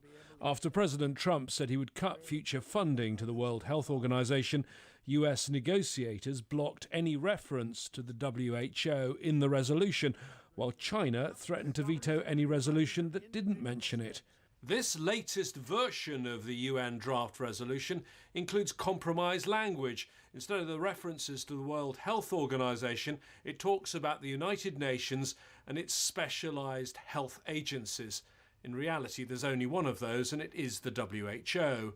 Negotiators thought they had the agreement of both China and the US to this text, but when senior Trump administration officials in Washington saw it, they objected, taking us back to stage one, deadlock. James Bays, Al Jazeera, at the United Nations. Public health worries in Rome have accelerated the development of a network of cycling lanes. The Italian capital has created 150 kilometers of emergency bike lanes to give people more options to avoid public transport. Before the pandemic, the existing pathways were not connected and the network was expanding slowly.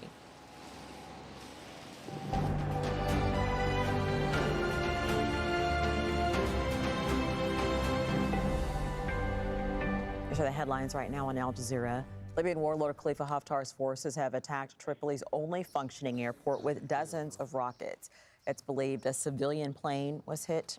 Neighborhoods nearby have also been under attack. The government says one person has been killed.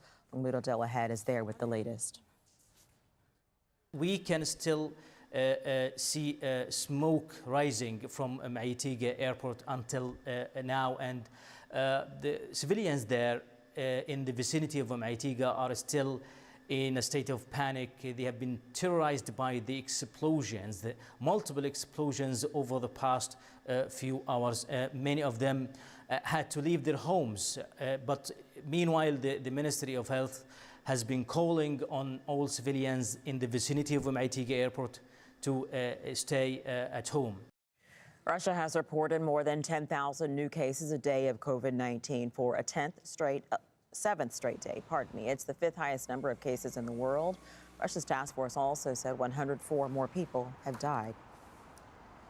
Pakistan has started lifting lockdown measures as the number of daily infections reaches a new high. There are fears over the state of the economy that is slipping into recession.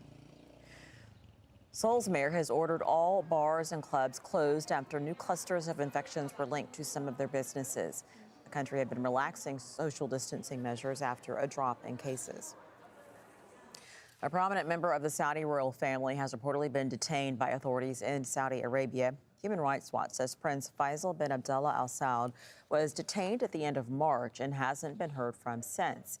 He's the son of the late King Abdullah and the former head of the country's Red Crescent Society. Saudi authorities have been condemned internationally for a spate of arrests targeting prominent people. There have been protests and anger in the U.S. state of Georgia over the killing of an unarmed black man. So apparently it is open hunting season for the black man. Demonstrators are demanding justice for 25-year-old Ahmaud Arbery, who was shot and killed in February. Police arrested two suspects, two white men, on Thursday after a public outcry and more than 2 months after the shooting. So the headlines, keep it here on Al Jazeera. There's a news bulletin at the top of the hour. In the meantime, let's turn it over to Counting the Cost. I care about how the U.S. engages with the rest of the world. I cover foreign policy, national security. This is very much a political impasse. Here's the conflict. How do we illustrate it? Are we telling a good story? Will people get what we're trying to do here? They're living outside in makeshift tents. This is not the way any family wants to raise their children. We're really interested in taking you into a place that you might not visit otherwise, and to actually feel as if you were there.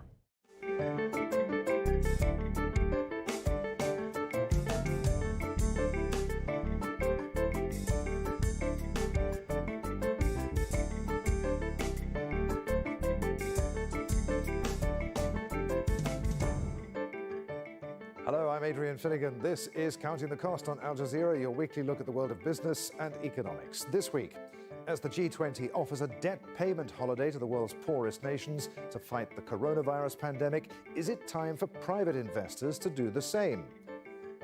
Southeast Asia's garment workers and industry pay a heavy price due to the pandemic. Millions of jobs have been lost despite patchy government support.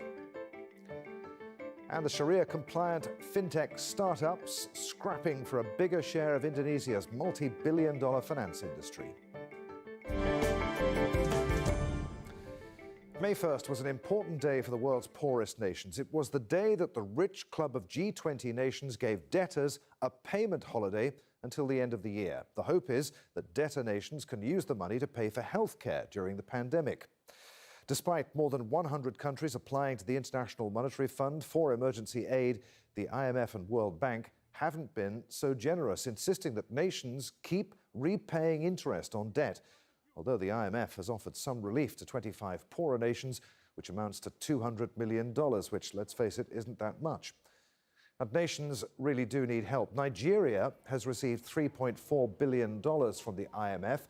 With debts of only 30% of GDP, you'd think that the country couldn't get into trouble. But it's dependent upon oil for 90% of its export earnings. With crude prices cratering, it has little room to service its debt, which is estimated to take up to 2/3 of its retained revenue. There are other nations with precarious finances, from Argentina to Ecuador, Lebanon to Venezuela. And there are calls for the private sector, an industry worth $22 trillion, to give countries a payment holiday during the pandemic. In an op-ed in the Financial Times, the Saudi finance minister, Mohammed Al-Jadaan, said that private institutions are owed $18 billion by the world's poorest nations this year. If they were to suspend half that amount, that would provide an additional $9 billion to fight the COVID-19 pandemic.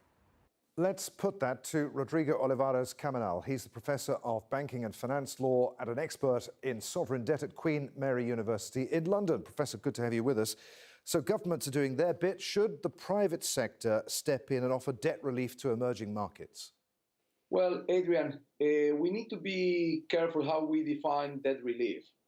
My understanding is that it is the private sector interest to give some breathing space to sovereigns.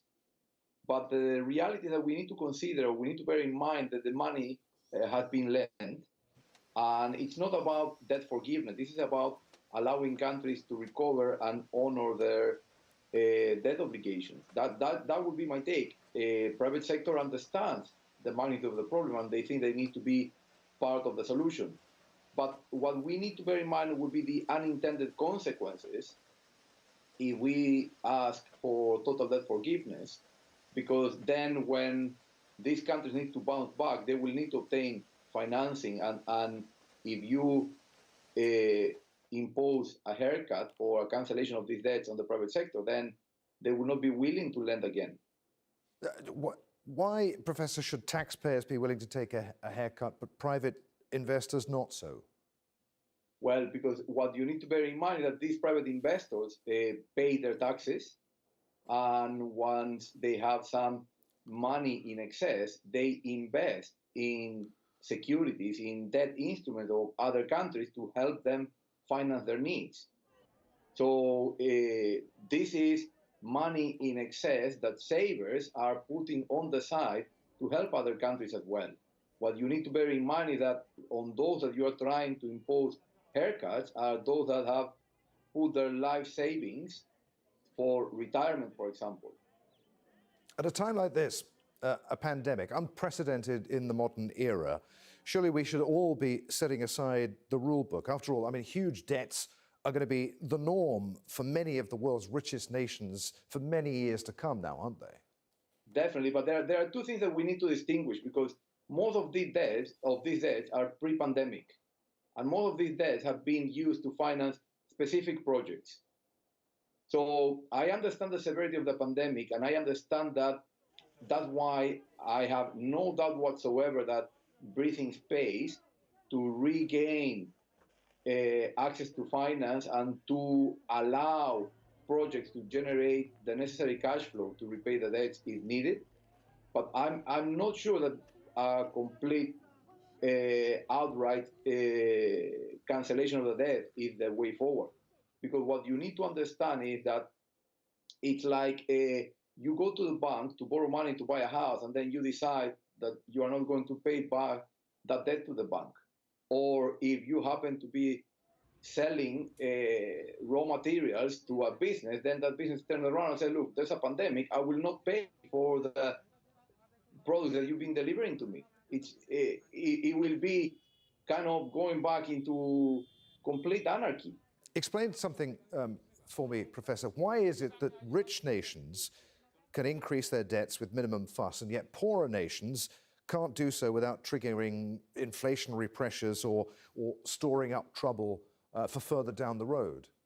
Adrian, I'm not sure that statement is completely right. But if you look at Italy at the moment, Italy is, according to I think that you will put Italy within these developed countries, and I think that they are experiencing some hardship. Their bonds are one notch above junk territory. So I think that basically developed and developing countries feel the hardship in the same way. The only issue is that developing countries pose additional risks that are priced differently. Risks that have to do with political stability, risks that has to do with corruption, other underlying problems that need to be addressed. But it's not purely attributable to financial issues. And some of these countries, they have been highly indebted or very fragile prior to the crisis. Do you think that the World Bank and the IMF have the financial muscle to help every country that requires that kind of assistance at the moment? The US was against providing additional funding to the IMF. Why was that? And would that increase in special drawing rights have been disproportionately beneficial to China or Iran? Adrian, I'm very happy that you asked this question, because this circles back to my initial argument that these countries need the private sector the most, because once the bounce back will kick in, once the pandemic is over, and then they need to recover and they need to reignite the finances of their small and medium-sized enterprises, that's when they will have to resort to the private sector. Because I personally think that the IMF, the World Bank, would have used their firepower, their ammunition, to beef up countries now during the pandemic. But after the pandemic has passed, after those resources have been depleted, who is going to be financing the kickstart of the economy again? And that's precisely where I think that the private sector needs to come in. And that's why I think that basically being too aggressive with the private sector from the outset will not allow them to be there once they will be most needed. Professor, it's really good to talk to you on Counting the Cost. Many thanks indeed for being with us. Thanks to you. Now, it is, of course, Ramadan, a time not only for fasting in the Muslim world, but also for charitable giving. It's also an opportunity for the fledgling Sharia fintechs who are battling over the billions of dollars that Muslims give to charitable causes, particularly in Indonesia, the most populous Muslim-majority country, with 270 million people, half of whom lack bank accounts but do have mobile phones. All forms of Islamic banking account for just 6% of Indonesia's $580 billion in banking assets. So you can see there's huge room for growth. It's such an important market that Google has backed the country's biggest payment wallet, GoPay. And hoping to get a bigger share of the Islamic finance market in Indonesia is the chief executive of peer-to-peer lender Alami. Dima Dajani joins us now via Skype from Jakarta. Good to have you with us on the program. Why is there, or does there seem to be at the moment, such a gold rush for Sharia-compliant funding? Sure. I think one of the key reasons is actually the growing Islamic lifestyle here, especially in Indonesia. We coined terms here, hijrah movement, whereby a person would like to become a better person as a Muslim.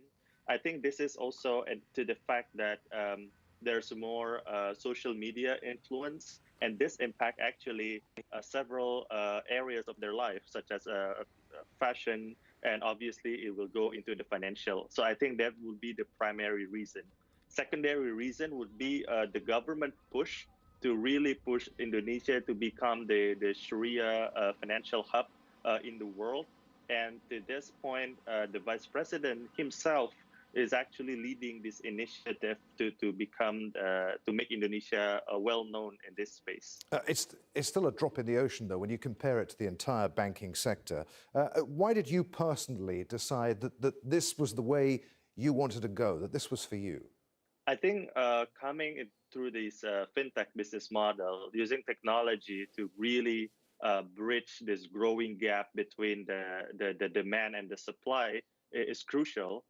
Because what we see is that you're right, that the Islamic banking industry only represent about 6% of the total banking market in Indonesia. However, from our perspective, we believe that the market is actually way bigger than that. And those markets are underserved by the existing banks. So we're trying to understand like what would be the reason that the banks couldn't capture this market. And the primary reasons, two of them, is actually one is the branding. There's a lot of millennials, especially, who would like to see a very independent Islamic bank without the conventional bank as a parent bank, for example. So they would move towards fintech for that. And the second is the lack of technology innovation by the Islamic banks as compared to the conventional banks. So the customers is actually longing for an innovative solution, and I think a startup model in fintech could be the bridge to satisfy this. All right. So Sharia products differ from normal loans. When you make a loan, what happens? What's different from a normal bank? So I think the main difference is that in Islamic finance, typically you have the buy and sell structure, whereby the financial institution buy it first and sell at a margin. So that margin or that profit is fixed. And then the second structure is the profit and sharing structure, where the funder would get either the returns or, if the God forbid, is the loss. So the key difference for me personally, economically speaking, while the interest income in conventional banks and the margin or profit in Islamic banks might be similar, but the concept of compounding interest or interest itself, but economically the compounding part of it is not existent in Islamic finance. So if I were to borrow $100, in any case of late payment, you will not get rolled up, then suddenly I owe $300. I still gonna owe that $100 plus $10, for example. This $10 will be fixed. So I think that's kind of the main difference economically from my perspective. You mentioned the vice president and his support. Generally, how supportive of the Sharia compliant ecosystem is the government there? I think we're seeing a very strong support over the past 1 to 2 years. I personally met with the vice president as part of the association a couple of months ago, and he reiterated that his push to really spearhead this initiative and this development. And he's also chairing this KNEKS, which is the new organization formed to accelerate the development of Sharia economy and finance here in Indonesia. We're seeing a couple of initiatives by the organization especially in this pandemic, such as the social finance part of it, like the zakat and the sadaqah, etc. With the pandemic, how are you supporting people that you've given loans to? Have any of them expressed difficulty in repaying their loans right now? So basically, for our product right now is invoice financing, Sharia compliance invoice financing. So we don't really see a lot of late payment for that, because we're selectively choosing our borrowers type. We also have certain borrowers in certain sectors that is greatly affected by the pandemic. Some of them came to us to ask for like restructuring. We're reviewing that. However, it's still below 5% of our total portfolio. I think to the best of our abilities, we help them, we assist them, and as a peer-to-peer, we also bridge their request to our funders. So we crowdfund our debt from retail and institutions. So we are becoming the middleman and a very professional middleman to really conveying the message back and forth between the borrowers and our lenders. Really good to talk to you, sir. Many thanks indeed for being with us on Counting the Cost. Dima Dajani there in Jakarta. Thank you very much, Adrian. The pandemic has had a disastrous impact on Southeast Asia's garment manufacturing hubs. 1 million workers have been laid off, according to risk consultancy Maplecroft. Despite some factories reopening in Bangladesh, there are still fears that not enough is being done for people who live from paycheck to paycheck. Al Jazeera's Tanveer Chowdhury has more from Dhaka. In Bangladesh, more than 4.1 million people are employed making clothes, mostly women. But because of the coronavirus pandemic, many now fear they could lose their jobs. Fatima Khatun is a divorcee with 2 family members who depends on her income, and she's worried.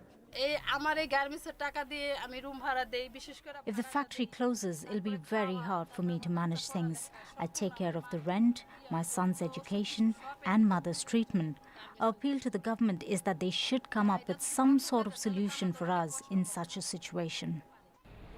The finance minister says Bangladesh could lose 1.1% of its GDP during the outbreak. In the industrial area of Dhaka, you can sense anxiety and alarm. The streets are empty and many of the factories have closed their doors, uncertain as to what is to come next. Industry leaders say the situation could worsen. Out of the 4,200, only 880 factories have so far reported losses of $2.94 billion. So you can well imagine the impact. We'll be stuck with the goods. There will be no payment. We have no certainty, no assurance from any buyer that they're going to be taking it. And also, all our liability for our fabric and accessory, everything's piling up as well. So the immediate impact is basically the workers' lives. The garment manufacturers and exporters has urged its members to consider shutting their factories to limit the spread of the coronavirus. But those who plan to make personal protective gear to fight the pandemic can remain open, ensuring workers stay safe. We feel that as long as they are in the factory, they are safe. Our factories are maintaining safety in all aspects. Before entering, everyone has to go through all hygienic procedures of hand washing, etc. Economists and business experts say the government must allocate funds to help those who become jobless, especially if they are on low incomes. Prime Minister Sheikh Hasina has announced plans for a stimulus package of $589 million for the industry to overcome the fallout. But for those who live from one paycheck to another, that seems to offer little immediate relief.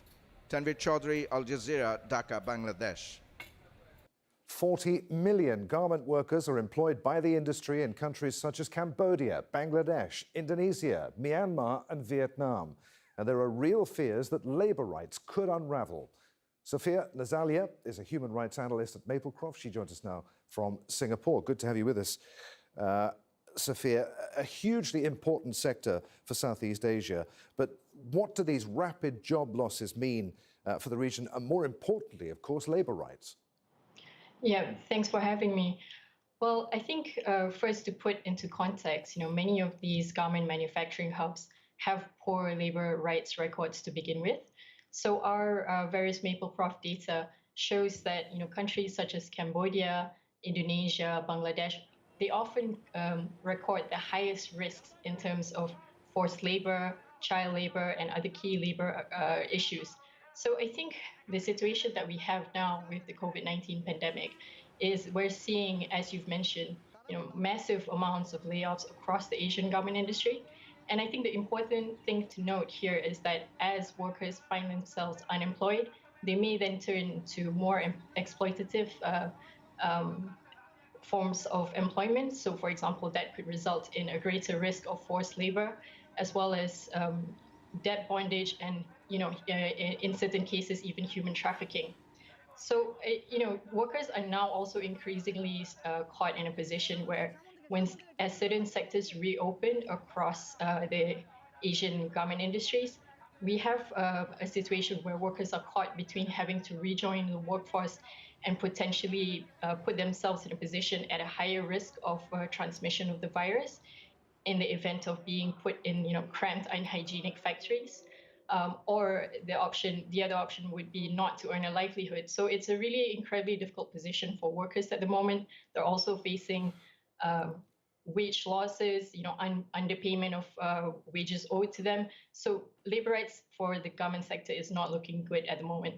So these companies are mostly making garments for stores that dominate Western high streets.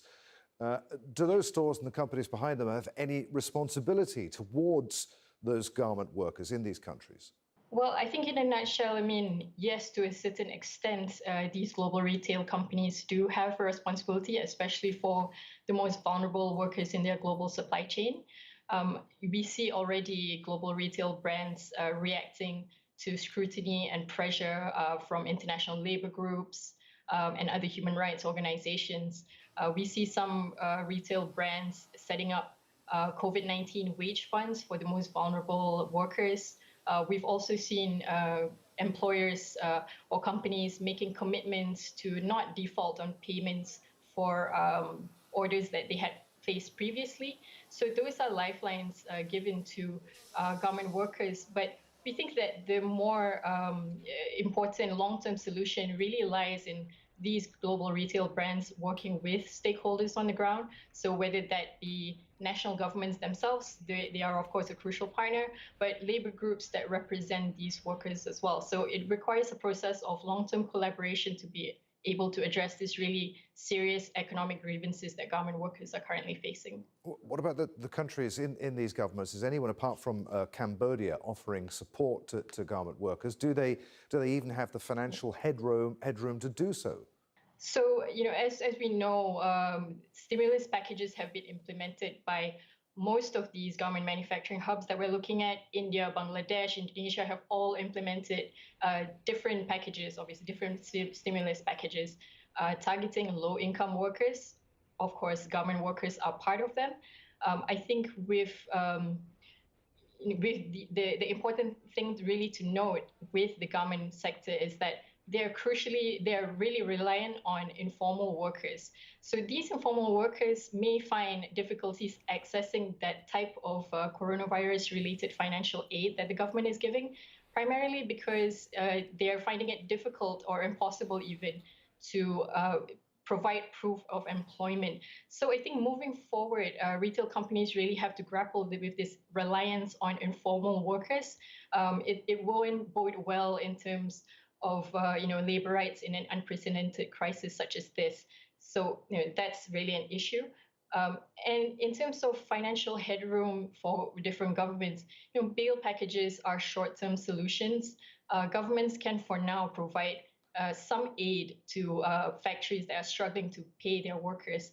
But there's a limit to how much aid that can be given. At a certain point, factories may start to lean towards borrowing, and this in itself is obviously unsustainable. So I think it's not as easy situation right now for the retail sector. They're fighting fires on many fronts, not only being answerable to their workers, but also facing supply chain disruptions and so on. So there aren't any easy solutions, unfortunately. Sophia, really good to talk to you. Many thanks indeed for being with us on Counting the Cost. Thank you.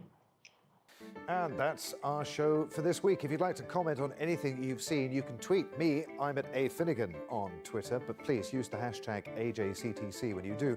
Or you could drop us a line. countingthecost@aljazeera.net is our email address.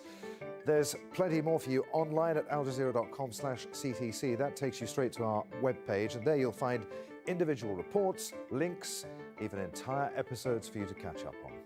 But as I said, that's it for this edition of Counting the Cost. I'm Adrian Finnegan from the whole team here in Doha. Thanks for being with us. The news on Al Jazeera is next.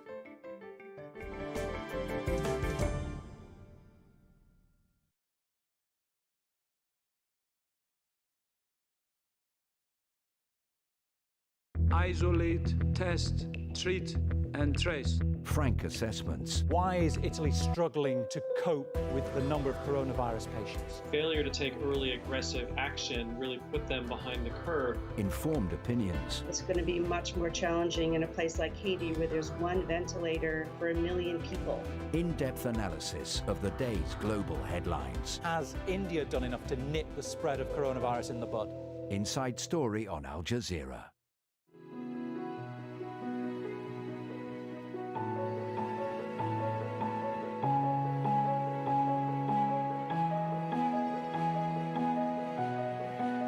Al Jazeera, wherever you are.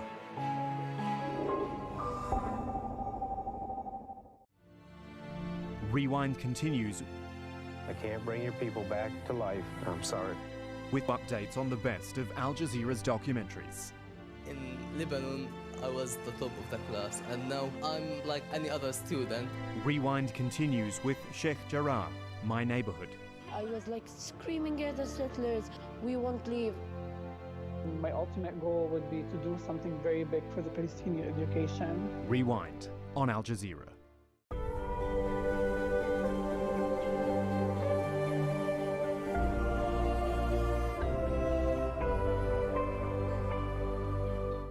This is Al Jazeera.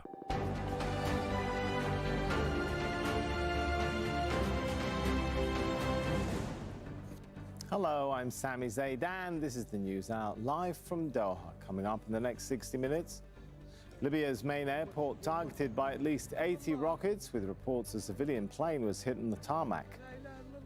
Despite a record number of new infections, Pakistan starts easing its coronavirus lockdown.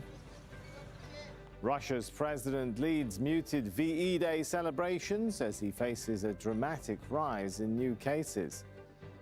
Bars and nightclubs shut in South Korea's capital after a surge in new infections is linked to partygoers.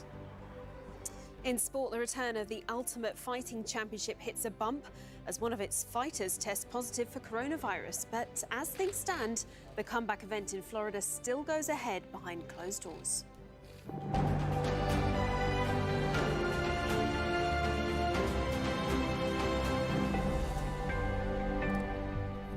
We begin in Libya, where forces loyal to Khalifa Haftar have fired at least 80 rockets into Tripoli's only functioning airport. It's believed a civilian plane on the tarmac of Metega Airport was hit. One person has been killed. Haftar has been trying to take control of the capital for more than a year now. His attempts have been repelled, though, by the UN-recognized government. For more on this story, let's bring in Mahmoud Abdulwahid. He joins us from Tripoli, so he's been shelling the city. But has Haftar's forces progressed at all?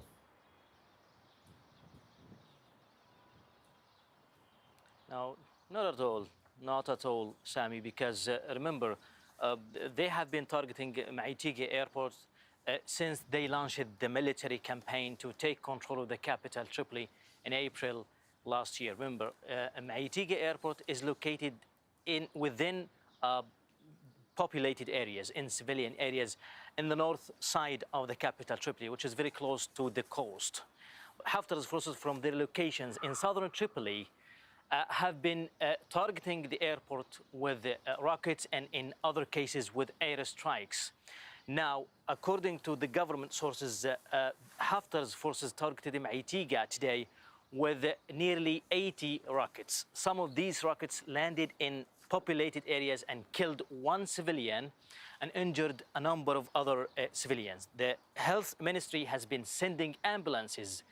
Ambulances have been rushing to the area in the vicinity of Metega Airport trying to evacuate civilians. And meanwhile, it has been calling, the Ministry of Health has been calling on civilians to stay at home because of possible further attacks. Now, the Brega Oil marketing company, that's part of the state-owned oil corporation, has just posted that one of its jet fuel tanks based in Maitige Airport was hit by one of the explosions and was set on fire, and the firefighters have been trying to put out the fire.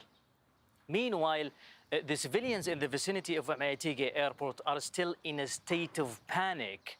And as you know, Sami, that Maitige Airport is the only operational airport in the Libyan capital, Tripoli, and it has been used by the government to send patients and those to receive medical treatment abroad. But meanwhile, it seems that Haftar's forces have not been responding to the international calls, especially from the United Nations, to refrain from targeting residential areas.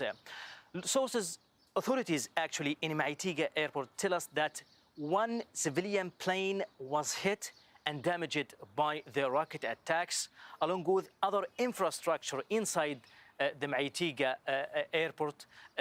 And also that includes a new headquarters that was under construction for the United Nations.